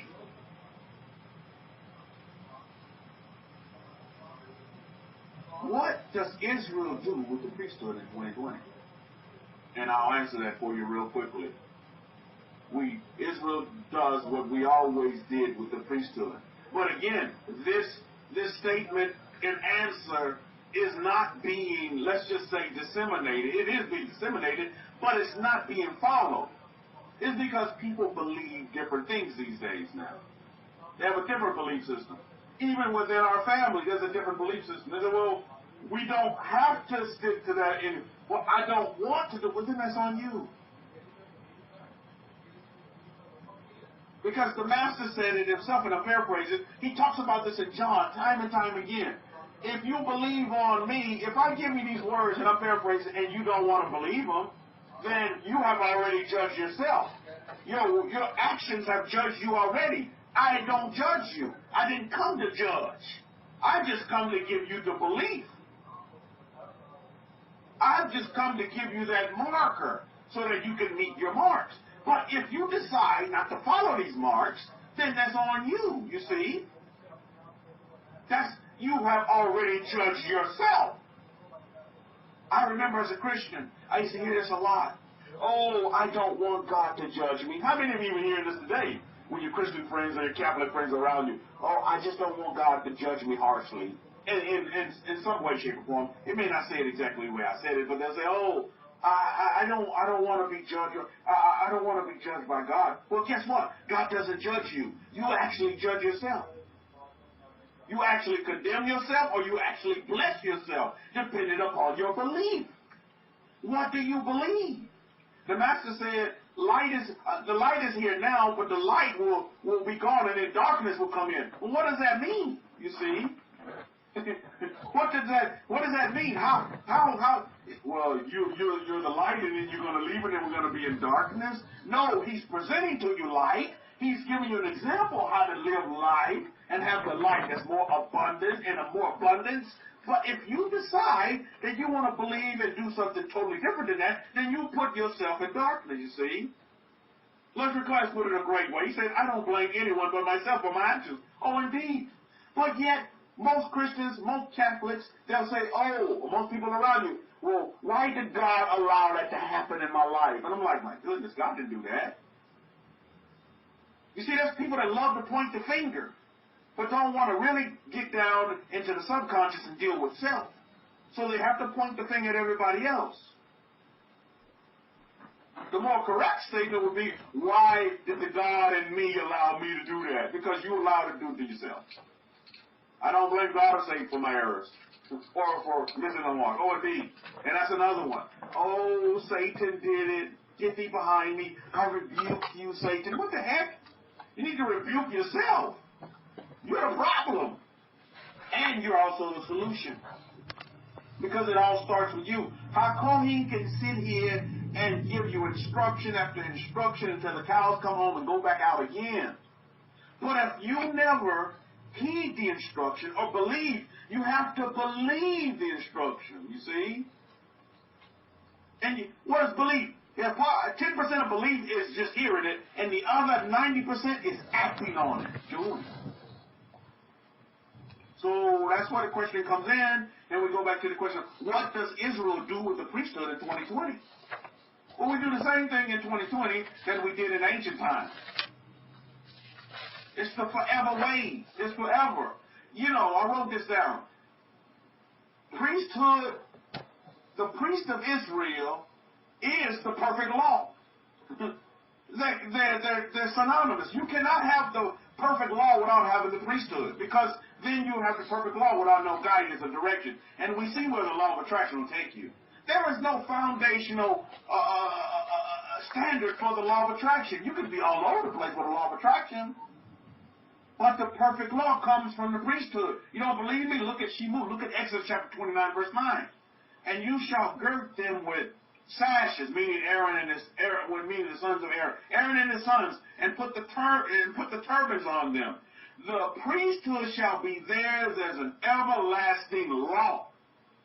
What is everlasting law? Perfect law. The perfect law is everlasting. So is the priesthood. So you get where I'm going now? Torah tells us right here that the priesthood is the perfect law. So when you want guidance and you want instruction and you want direction, you better go to the priesthood of Israel. The real deal. And you have that. All of you are benefited to have that. You listen via YouTube, you're benefited to have that before you. You have his words. You have instruction. What are you doing with it? Rabbi Simon Altaf is a priest. And hey, believe me, and it's not just lip service either. It's not just a puffed up pufferfish either. I've seen it live. And how many of you are witnessing or watcher to the evidence and manifestations that our Kohen is a Kohen of Israel? Anybody besides myself? Put up a capital P if that's you. I'm a witness and a watcher to it myself. That's why I will never leave the Kohen. I will never forsake the Kohen. I know it. And then you sit back and I look at my life for myself, and I've seen what the priesthood did, priesthood of Israel, and what Hagee couldn't do. You know what I mean? I'm talking about my personal life. Hagee didn't do anything. A hill of beans he couldn't do for me. I couldn't manifest a taco with Hagee. You know what I mean? Come on now. I'm just talking about my own personal life, so I know. So when you find out and you get the belief system and you realize, like was said in the testimonies, when it becomes real to you and reality slaps you in the face, and you realize that all of these propped up so-called priesthoods that they have out there, you know, They've taken it from our Torah. They've taken the pattern from our Torah and just changed it up. And they've added to it, taken away. At the end of the day, that's all it is to it. You see what I mean? Eliana says, like the movie Kazam. Yeah, indeed. That's all they did. They just propped up. And all respect for my family members, converts and reverts. But when you look at what they have propped up as this white Israel today, that's just totally not true. Now, I know some of Israel is white, but my goodness, all of Israel just can't be Caucasian. But that's what they want to persuade to you this day. Is that Israel was Caucasian, and Israel, the only suffrage Israel had was the Holocaust. That's false. That's not the only suffrage that was had. They don't talk about the Atlantic slave trade. They don't talk about the slave trade that's going on, underground slave trade that's going on in the East right now, to this day. Israel has been mixed and mingled into all these nations. So what are you going to get? You're going to get a rainbow of colors. Am I correct? You're going to get a rainbow of colors. My son Nakshan, 5 months. We go to China. When we go to China, because we're going back, that's his heritage. It's part of his heritage. He's part Chinese, part Jew. Hebrew. Yahudi. Bukashir. So we go back to China. They're going to say, this little baby's not Chinese because he looks just like this, just mocha cream, just the most handsomest baby in the world. And I guess I'm being partial being his father, but he's just the most handsomest baby in this world. But he's got this mocha cream look to him, and he doesn't pass as a Chinese citizen. He doesn't look like one, so they say. But in his blood and in his veins flows the blood of a Chinese little baby boy, Rukashim, who will one day speak Mandarin as well, Rukashim, because his mama's Chinese. But, so you just can't look at somebody and say, well, based on what I see in front of me, this is who you are. No, that's one man's trash and another man's potpourri. No, that's not the case. We, as Israel, as the children of Israel, we got to go deeper than that. Don't just be superficial and look at what's on the top of the surface, because then you'll miss things. You'll totally miss it. And then you won't realize, and hopefully you will realize later. I don't hope. My desire is that you will realize later. You see where we're going? So it's coming into that realization when Torah really becomes real to you. So when we look at the priesthood, and I'm not talking about the Kohen, they dealing with their drama. And I'm not talking about the apostles and priests and the evangelists here in America, because they dealing with their own drama. But I'm talking about the priesthood of Israel. And for those of you who are listening via YouTube, I would admonish you. If you say you follow the Bible, then you must get your instruction from the priest of Israel. Because the Bible is the history of the Jews, period, at the end of the day. A history that's been taken and kind of remixed, you see.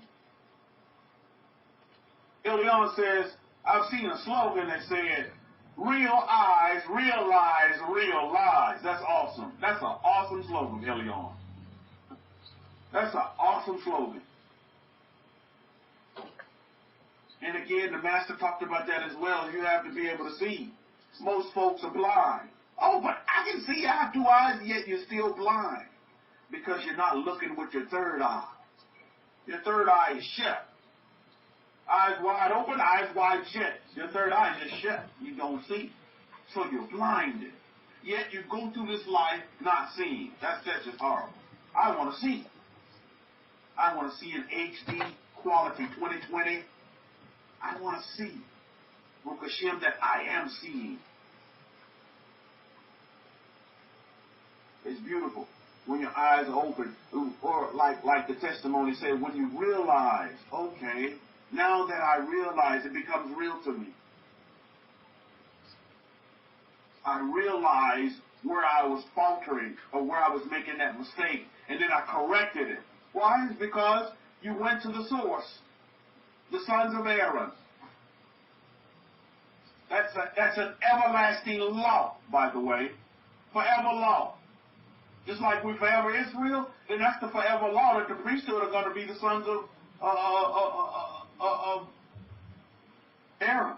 Now, before that time, do you know that wasn't the ultimate plan? What was the original plan? Was that each tribe, the firstborn son, would have that right. Well, the family kind of messed that up along the way in our history, but that's okay. And in that, you can see the flexibilities. And so, well, why did they pick this subset of a clan, of the clan of Levi? Why? Is it because of how they believed? Partially. But for the majority, the most part, it's because of what they did. Actions on the ground. See, that's what's important.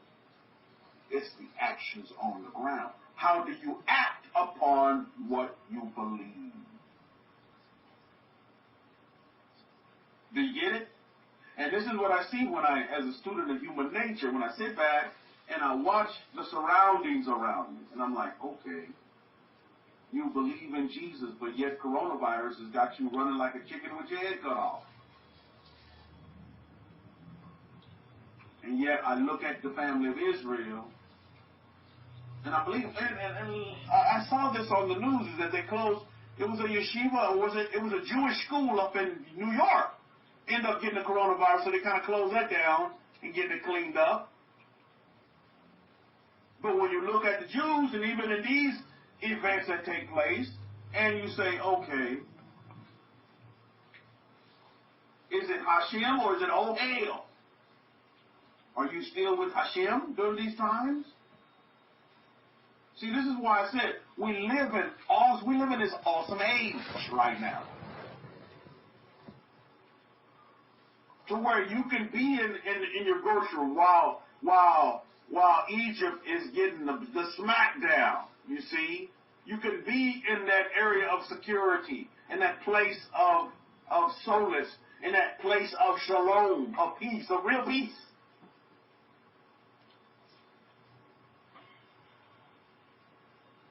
You see, these are the times where the world needs us most, Mishpah. Is these times. Not when everything's going good, because, oh yeah, shalom is around, it goes around. Oh yeah, everything's great, yeah. Great time to be alive, yeah. Now let some debilitating disease come in, or some foreign virus, and then, oh no, everything gets the fan all of a sudden. You see where we're going with this?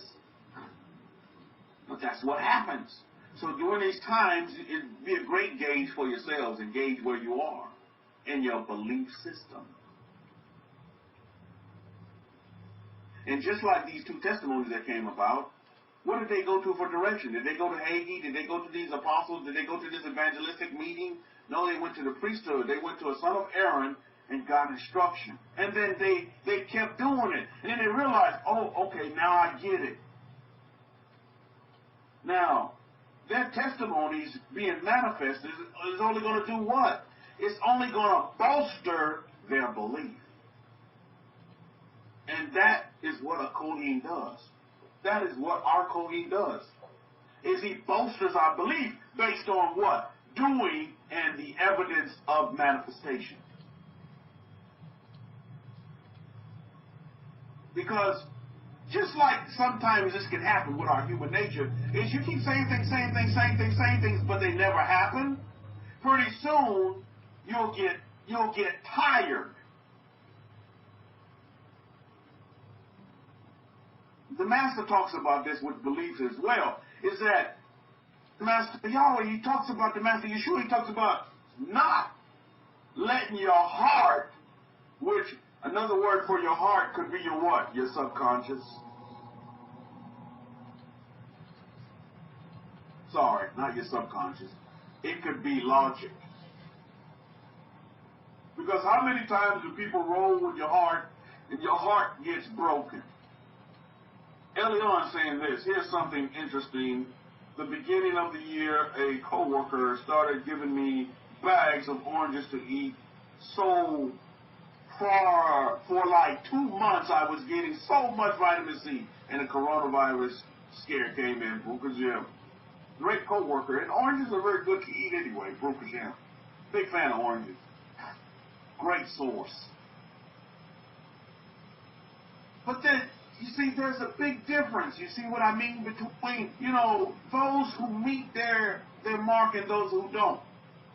And a lot of it is based upon, they put too much focus on belief, and then the instruction of doing is just totally off. And so the two never twine. That's what I found for myself in Christianity. In Catholicism. Is that I had a belief but there was never no substance to it. I was just like a robot. I was just doing these things, but I never saw any substance.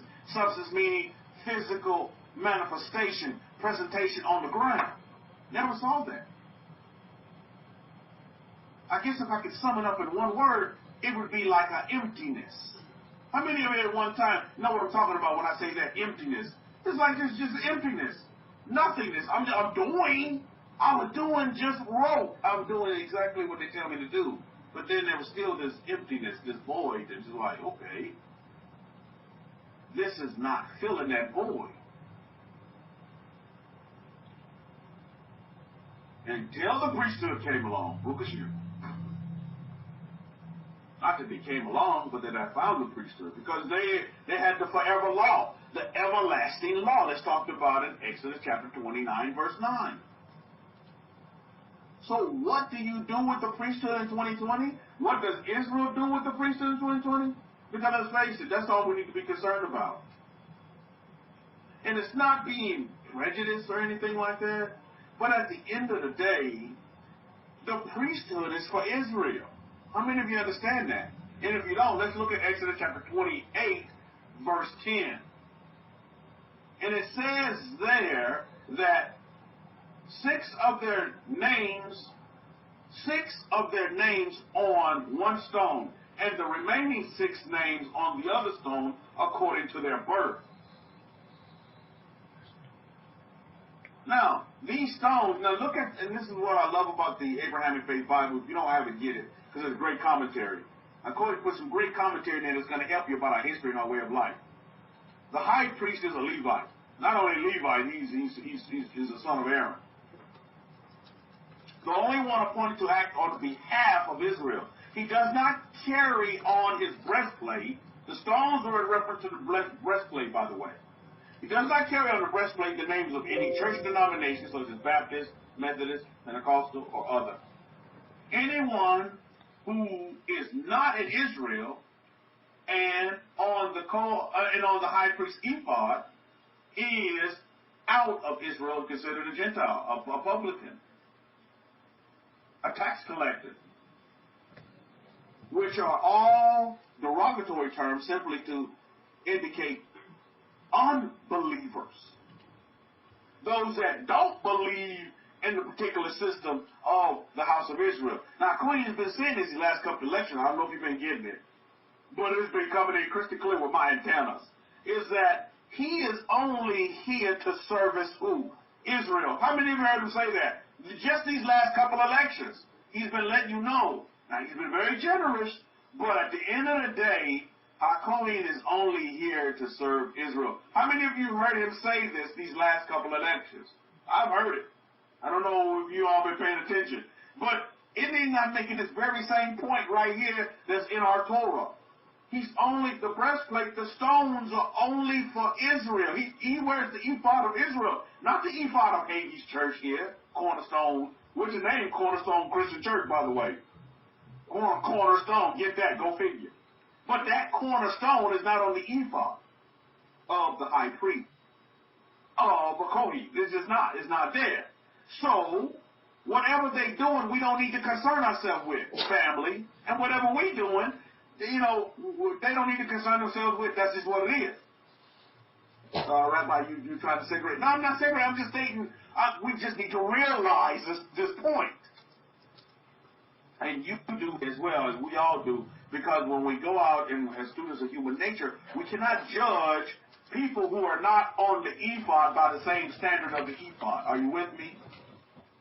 It's so very important. Well, what do you mean? I don't wear ephod. Well, you cannot judge someone who is a non-believer when it comes to the Torah by the believing Torah standard. That's what I'm trying to tell you. And we all need to realize that, because sometimes it can be ignorantly we're judging or we're condemning folks with a Torah standard when they don't deserve it. How many of you know what I'm talking about? Because the stone is not on the ephod. Are you with me? You must be very careful of that. So this is reinforcing, to talk with your responses, by the way, that you all are students of human nature, and you have to guard against that as the light. He said you can't do that. Well, they don't eat the kosher, Rabbi. Well, kosher is not even a term for us anyway. Let's just put it this way. They don't eat the, let's just put it this way. They don't eat the meats that are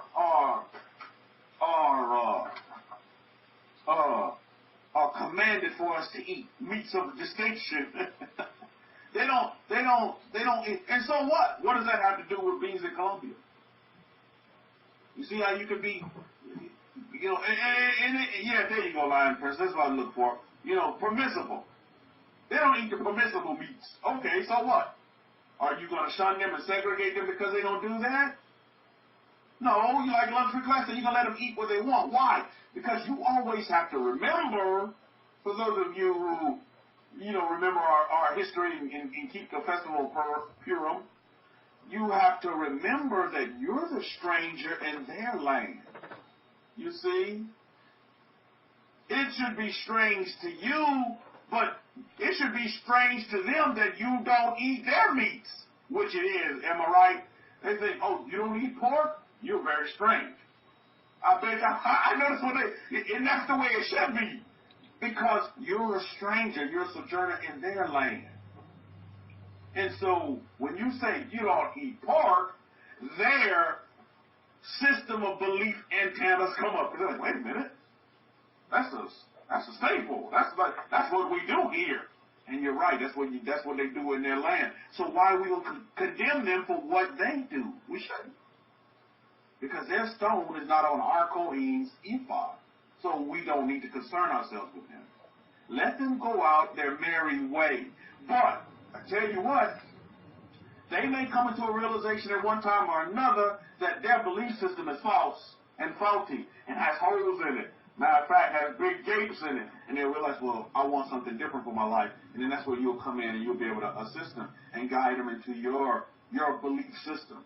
How many of you had people come up to you and they ask you just like this, what do you believe? What's your belief?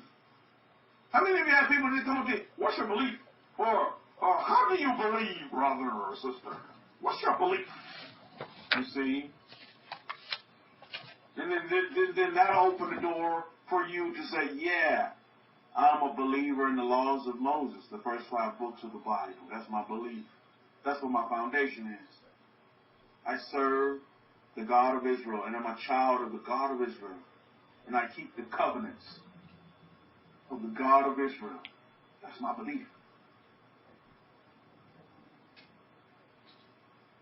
And so that's when you'll have your opportunity. But you here going out here with the super Hebrew cape on and condemning everything, that's not your place as a stranger.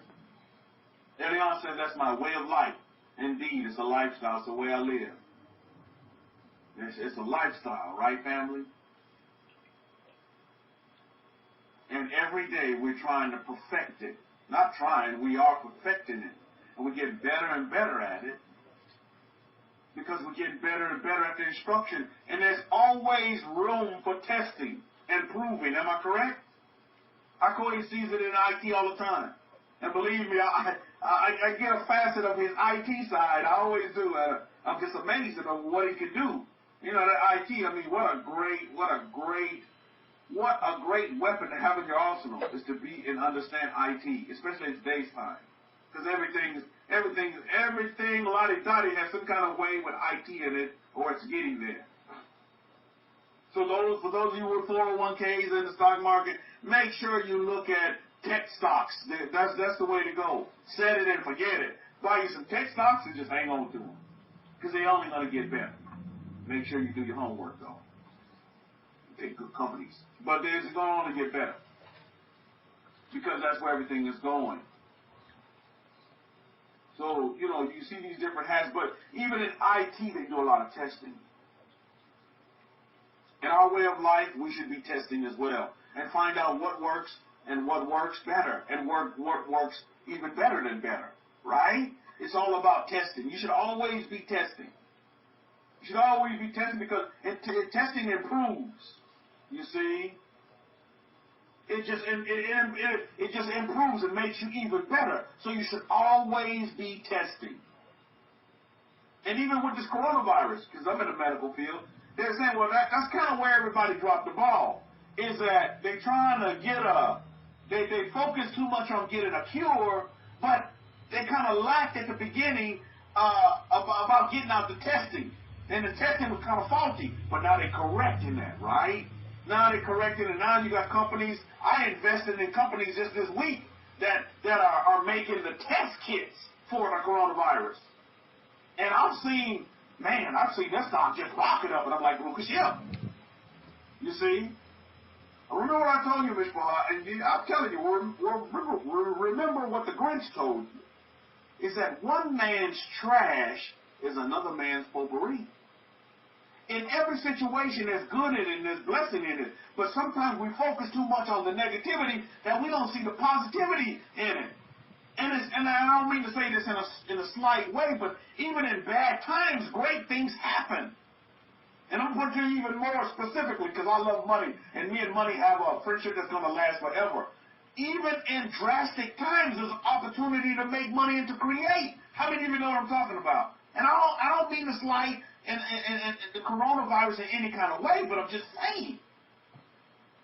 It's an opportunity. Many great companies are going to come up behind this coronavirus. Why? Is they going to create many great things. And guess what? I got my finger in their creativity because guess what? I'm invested in them. I'm saying, yeah, go out and create. Go out and do something great and help a lot of people. And here's some of my energy to help out. And as you come up, I'm going to come up with you. When you go down, I'm going down with you. But I'm with you. Baruch Hashem.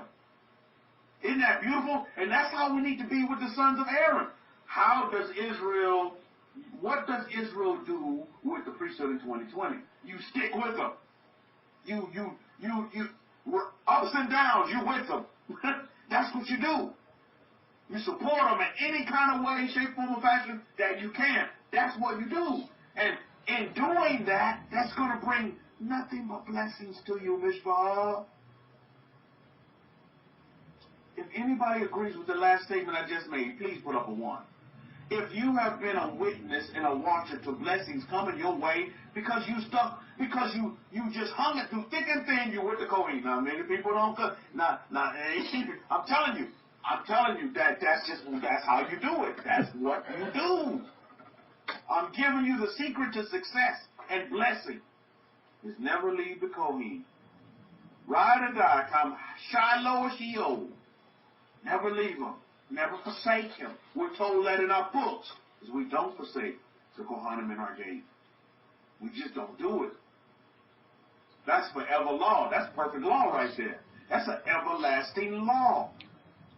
Is that we're going to have a priesthood in every generation. 2020, we have a priesthood. 2019, we have a priesthood. You understand? As long as there's Israel, there's going to be a priesthood. Can you have a priesthood without Israel? Probably so. But can you have Israel without a priesthood? No. No.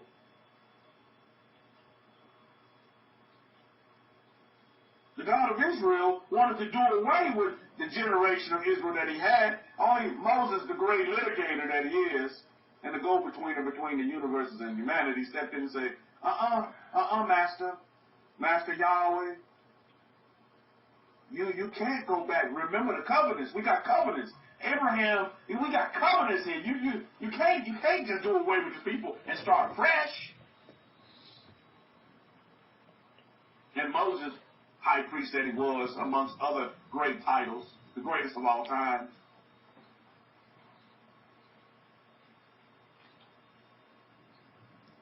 Israel could have went on without, Moses could have went on without Israel because the God of Israel was going to give him a whole other Israel.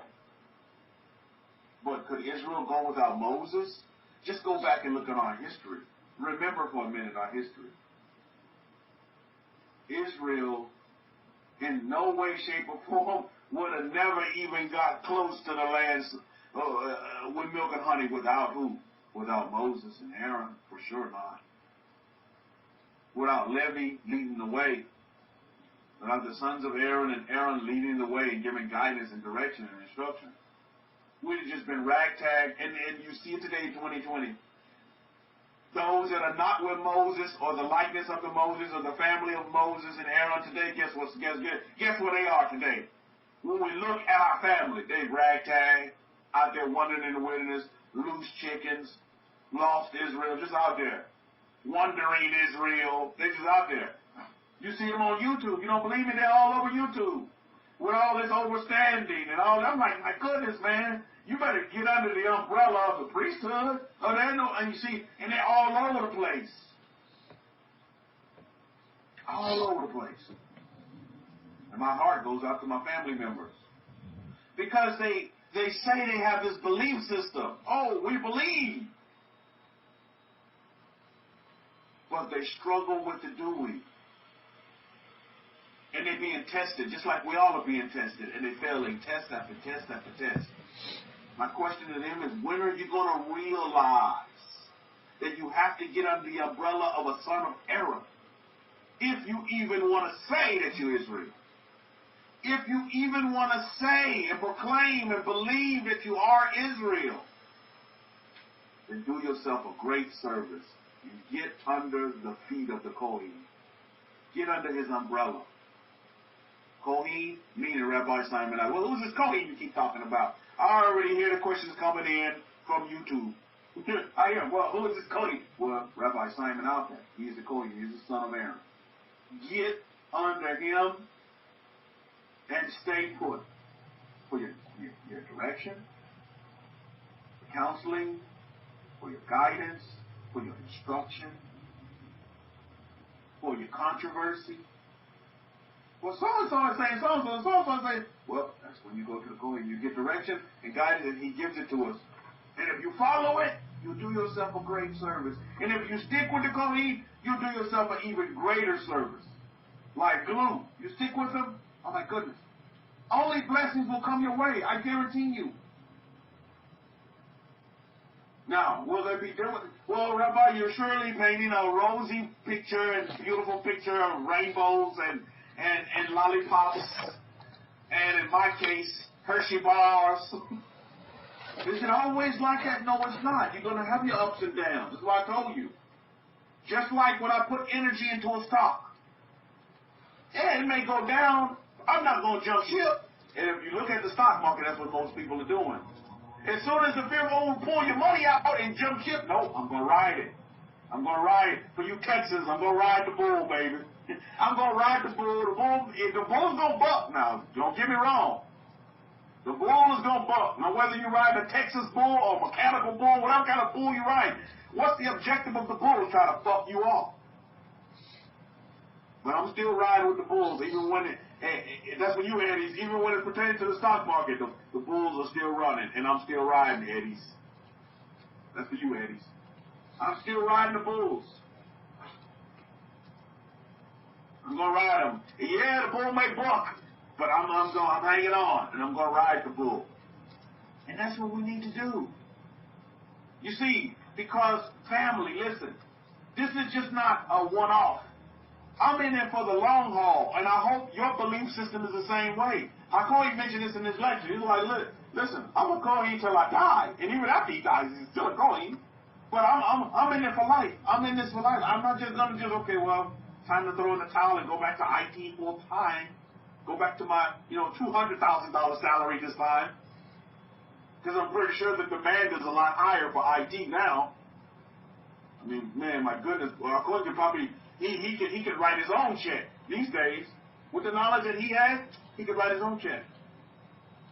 And companies would pick him up like nothing. Like no man's business. But again, that's not what it's about. You are what you say you are. Ratatouille, he said, I can cook. Nobody believed he can cook, this rat. He believed that he could cook. He had a book, and he believed in this chef. He said, man, I want to cook just like the chef. This chef is just if he could be a cook, I could be a cook. and believe it, did Ratatouille go through hell in a handbasket? But he never gave up on wanting to cook. Ended up with his own restaurant cooking. And now all those naysayers were coming to his restaurant and eating his cooking. Baruch Hashem. Because he never gave up on his goal, his desire. Could we say Ratatouille met his mark? Hell yes. And some. He met his mark. But you have to be able to, you just can't throw in the towel when times get different. Oh, when coronavirus hits, then you forget about the Torah. I will never forget or forsake the Torah. We've been given instruction on what we need to do. And then we just carry on with our lives. And we try to help everybody else around us do the same thing. We don't try. We help everybody else around us, do the same thing. Even though they may not be affiliated with Moses. So what? At the end of the day, they're human beings, right? At the end of the day, they're human beings just like you and I. So we must foster assistance to others. Give light without rules and reins. Give out and illuminate light. I'm going to tell you this. I've garnered so much respect around me from my colleagues on just giving them the instruction Uncle Kohen gave me. Onion in your house? Man, they're like, wow, thank you so much for that. Wait, these are educated people. Book smart. Book savvy. But the instruction from the Kohen was priceless for them. Oh, wow, thank you for that. And you can tell the fear meter came down. How many of you noticed that? You noticed that in your 6 days of labor. As you give it out instruction to others around you, you brought their fear meter down, and it became like relaxed. You're like, wow. Oh, yeah, so we can get through this. Yeah, you can. That's you are going to get through this. And you're going to be healthy and even more happier. You're going to get through it. You are going to get through it. Well, you see, people just need that guidance and that reassurance. And they need somebody standing up for what they believe in instead of ducking and dodging and running and running as the coronavirus chases them. Yet they say they believe in God and they believe in Jesus. Yet when the testing comes, oh my goodness, you can't find them. They're absentee. They don't even want to take the test. They try to duck and dodge and hide in the closet. Life is about tests. But here's the most important part of that. When you are tested, isn't the best thing in the world is to have a great teacher?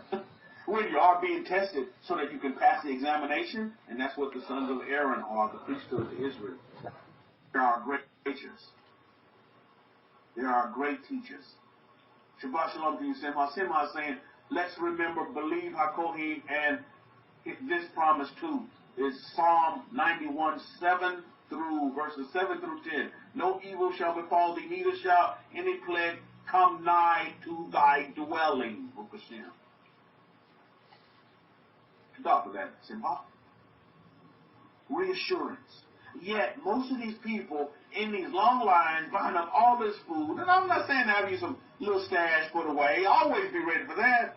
I remember years ago, our Kohen came to my base one time, and he brought me 2 of those big gallons of just, 5-gallon, 10-gallon things of water. I still, to this day, years later, have that water in my house. I got it in my pantry, tucked away, stored away for whenever needed, or if we even don't need it. But I wouldn't say to myself, oh, what is Kohen saying to me non-verbally in bringing this water? Should I start to build a bunker, and should I start hoarding all this food and prepare for the doomsday? Is he trying to tell me that without saying it? I wasn't thinking like that. I'm like, yes, the dollar about the dollar Kohen for this water. Still have this water to this day. Have we ever had to use it? No, but it's there. Same way with the rest of us family. We should have this there in the hopes that we don't need it, but it's there. You see, because that gives you security. And like Luxury Class said earlier, it's all about preventing this mass hysteria from affecting you because you're already, another P word, you're already prepared. Are you with me, Ms. Bahal? Please be with me this morning. So that's what the priesthood does. Another P word. Today's the day, the word of peace. It's to help you prepare so you prevent, mass hysteria. And so that way you can keep your peace. Another key word. A luxury class is saying, a sad part is people buy perishable items stocked in the fridge, yet in catastrophe, electric is the first to go out. So the food will be spoiled. Yeah, I was thinking about that too. But here in Texas, you know what they do? They stock up. They even stock up on these generators. They buy these generators. They got some awesome generators out there with technology. So they get generators, and they get these electric generators that don't run on gasoline. And I'm like, not electric, but solar generators that run on. So I'm like, wow, technology's like awesome out there. So they get these generators. There's a lot of doomsday people here in Texas. Believe me. How many of you Texans know what I'm talking about? A lot of these people, they're already stocked up because Texas for a long time had this mindset that look, it may be one day we might have to stand alone as our own country. So they already. Texas have been prepared for a long time. Let me put it to you that way. They're already ready. I'm telling you, they are already ready. And they've been ready for a long time. We have a lot of military bases here, so there's been a lot of, preparation in that area as well, because Texas is probably one of the first states that they want to hit if anything ever goes down. So Texas, we are, everything is big in Texas, and even the bunkers. So that's how they do it in Texas, Bukashim. I love Texas, and I thank the Master for dispersing me in Texas. I tell you what. And for those of you in California, listen, I'm going to say this again. The Kohen has said it. Please try to get out as soon as you can. Make arrangements. Be in plan mode. Have that a part of your affirmations. Make sure you're definitely journaling that. You want to get out of California. I'm just telling you. California is just not a place to be. Because let's just look at it. We look at the corona. I don't know the number. Somebody ask Uncle Google right now, what is the state with the most cases of corona right now? I know California's got to be one of the ones that's up there. Because I'm just telling you, California is just not a place to be. And I'm not trying to scare you out of there, but I'm just trying to tell you, get out and go to some place where you can just have, a better shot at living and pay less taxes at that. You want to talk about putting more money in your pocket. It's very important. Luxury class says, I've traveled, but will never stay in California. Yeah, I love it. Don't get me wrong. I'll probably not trying to Disney. I think it's Disneyland over there, or which one, Disney World. We'll go there, and we're going to go to Disneyland in Florida as well, but I prefer Orlando. Orlando will be stop number one. I have family in California, for disclosure, aunts and uncles, and lived in California for a stint. My father used to drive a city bus there, and we used to live in San Diego when I was a very young lad, when I was a young whippersnapper. Very, very young whippersnapper. Because I'm still a young whippersnapper, but I was just like, I'm in Pampers during this time. So, Rukashim. So, full disclosure. So, yeah. So you may want to consider, again, and I reiterate, moving to better places. Now, I'm partial to Texas. The doors of Texas are open to you. The Lone Star gates of Texas are open to anyone. Florida's a nice place as well. Kohen has a base in Florida, a nice place as well to consider. These are areas that you may want to consider moving to, for all around peace in your life, in every area. Consider it, start believing in it, and it will be. Because I just don't know how much longer California going to be able to hold up in this situation. You want to talk about an exodus. There's a mass exodus out of California. Not into California, but people leaving California. They're also going to Nevada. Nevada seems to be one of our fave places to go to as well. That's a go-to place. Great place. Utah is the best kept secret in the world. You may want to consider that. Utah is one of the best kept secrets in the world as well. So consider these things going forward. I'm giving you instruction and advice based on what I've seen in my life. Luxury class said, when appropriate time, may I ask advice on a family issue? Oh, you may indeed, because I'm getting ready to wrap it up over here, Luxury class. I will definitely give you the mic. Family member. So I think it's very, very important that we do understand this point, is that stick with the code. I mean, look at these keywords coming out there. Stick with the priesthood, and you will not go wrong, Israel. Family, do this for your benefit. I'm telling you, the closer you cling to the priesthood, I'm just letting you know, the more blessings that will come your way. That's just what it is. Now, you have to ride it out. It may not come tomorrow. It may come in a few years, but they're going to come. But it's like a force field. You're in this protection. And anything you need, you could ask. And, man, our Kohen is so willing to help. He's done so many great things for me. I mean, it's just such a great helper. You know, and he just has an answer to everything. Allen Iverson didn't have an answer, but our Kohen, he has an answer to everything. You just have to follow through with it. Stick with him, man. I'm telling you, do yourself a great service. You do yourself a great, great service, quote. Now, what do you mean by stick with him? I mean, stay with him. I mean, don't forsake him in your gate, because he's here. You know he's here. I know he's here. So let's not do that going forward. Family? Okay, luxury class, I'm going to give you the mic. And on that note, we'll wrap up this lecture. What do you do? What does Israel do with the priesthood in 2020? What we always did with the priesthood. We support them, we follow them, we take their instruction, we get their guidance, direction, and we live our lives accordingly. Our way of life. Luxury class, I'm releasing the mic for you. If there's any questions, any comments, any concerns, please bring them my way at this time. Bring them the Kohen's way at this time, and we'll get them answered. Any affirmation issues, anything you want to tighten up, if you want to keep it personal, you can always email Kohen.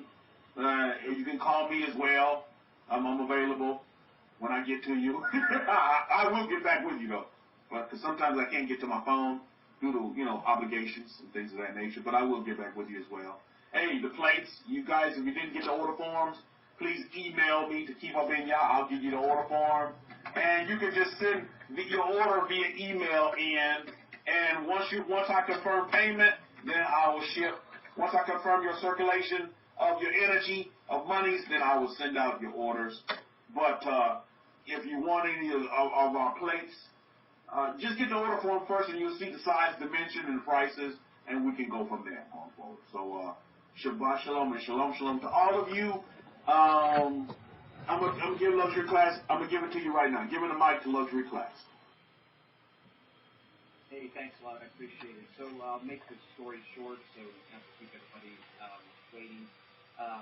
So I'm in a situation where I'm dealing with a family issue.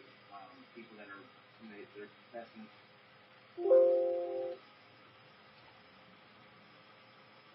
Christian problem with it. I'll go ahead and see if I can fix my mic's all the way up on the thing. So let me. Okay, you can hear me. Okay. It should be all the way up. I'm gonna get a little closer to the mic. So I have a family situation where we have a relative who's passing away. She changed her will verbally in front of witnesses, and the issue is, I'll just say it, is she wants me to have her house, and so what's the best way of handling a conflict? Because I don't want to go to the law. I'm not going to do that. I'm not going to bring Christians or anybody else to the law when it's a family issue. Any quick advice? I mean, based on how to handle it without having to go. Would I bring it before? Obviously, can't bring it before the Kohen, but because there's nobody around here. But would it make sense to go to a mutual Christian minister? I mean, what would be to work out the differences if it can't be done? I don't even want to do that. It sounds like a big mess. So basically, they changed their will verbally with witnesses, and I'm not trying to be greedy, but I also want, I want what the person wants. So what should I do? I mean, this is without, me making, I don't say making the Torah look bad, but my lifestyle look bad, dealing with, let's just say professing Christians that really don't apply biblical standards for the most part. That's the type of people I'm dealing with. Mike, over. Shalom. Today for that, Rabbi Kefa. Today, luxury class, the best thing to do is if the lady in concern has changed her will verbally with witnesses, I think you need to put it down in paper. because otherwise you're going to get in all sorts of mess. There's going to be probate involved after that, after she dies. So my suggestion, get it in writing. Even if she said it verbally, you still need to get it in writing, because they are not going to honor verbal will. I could tell you that the Gentile courts will not honor that.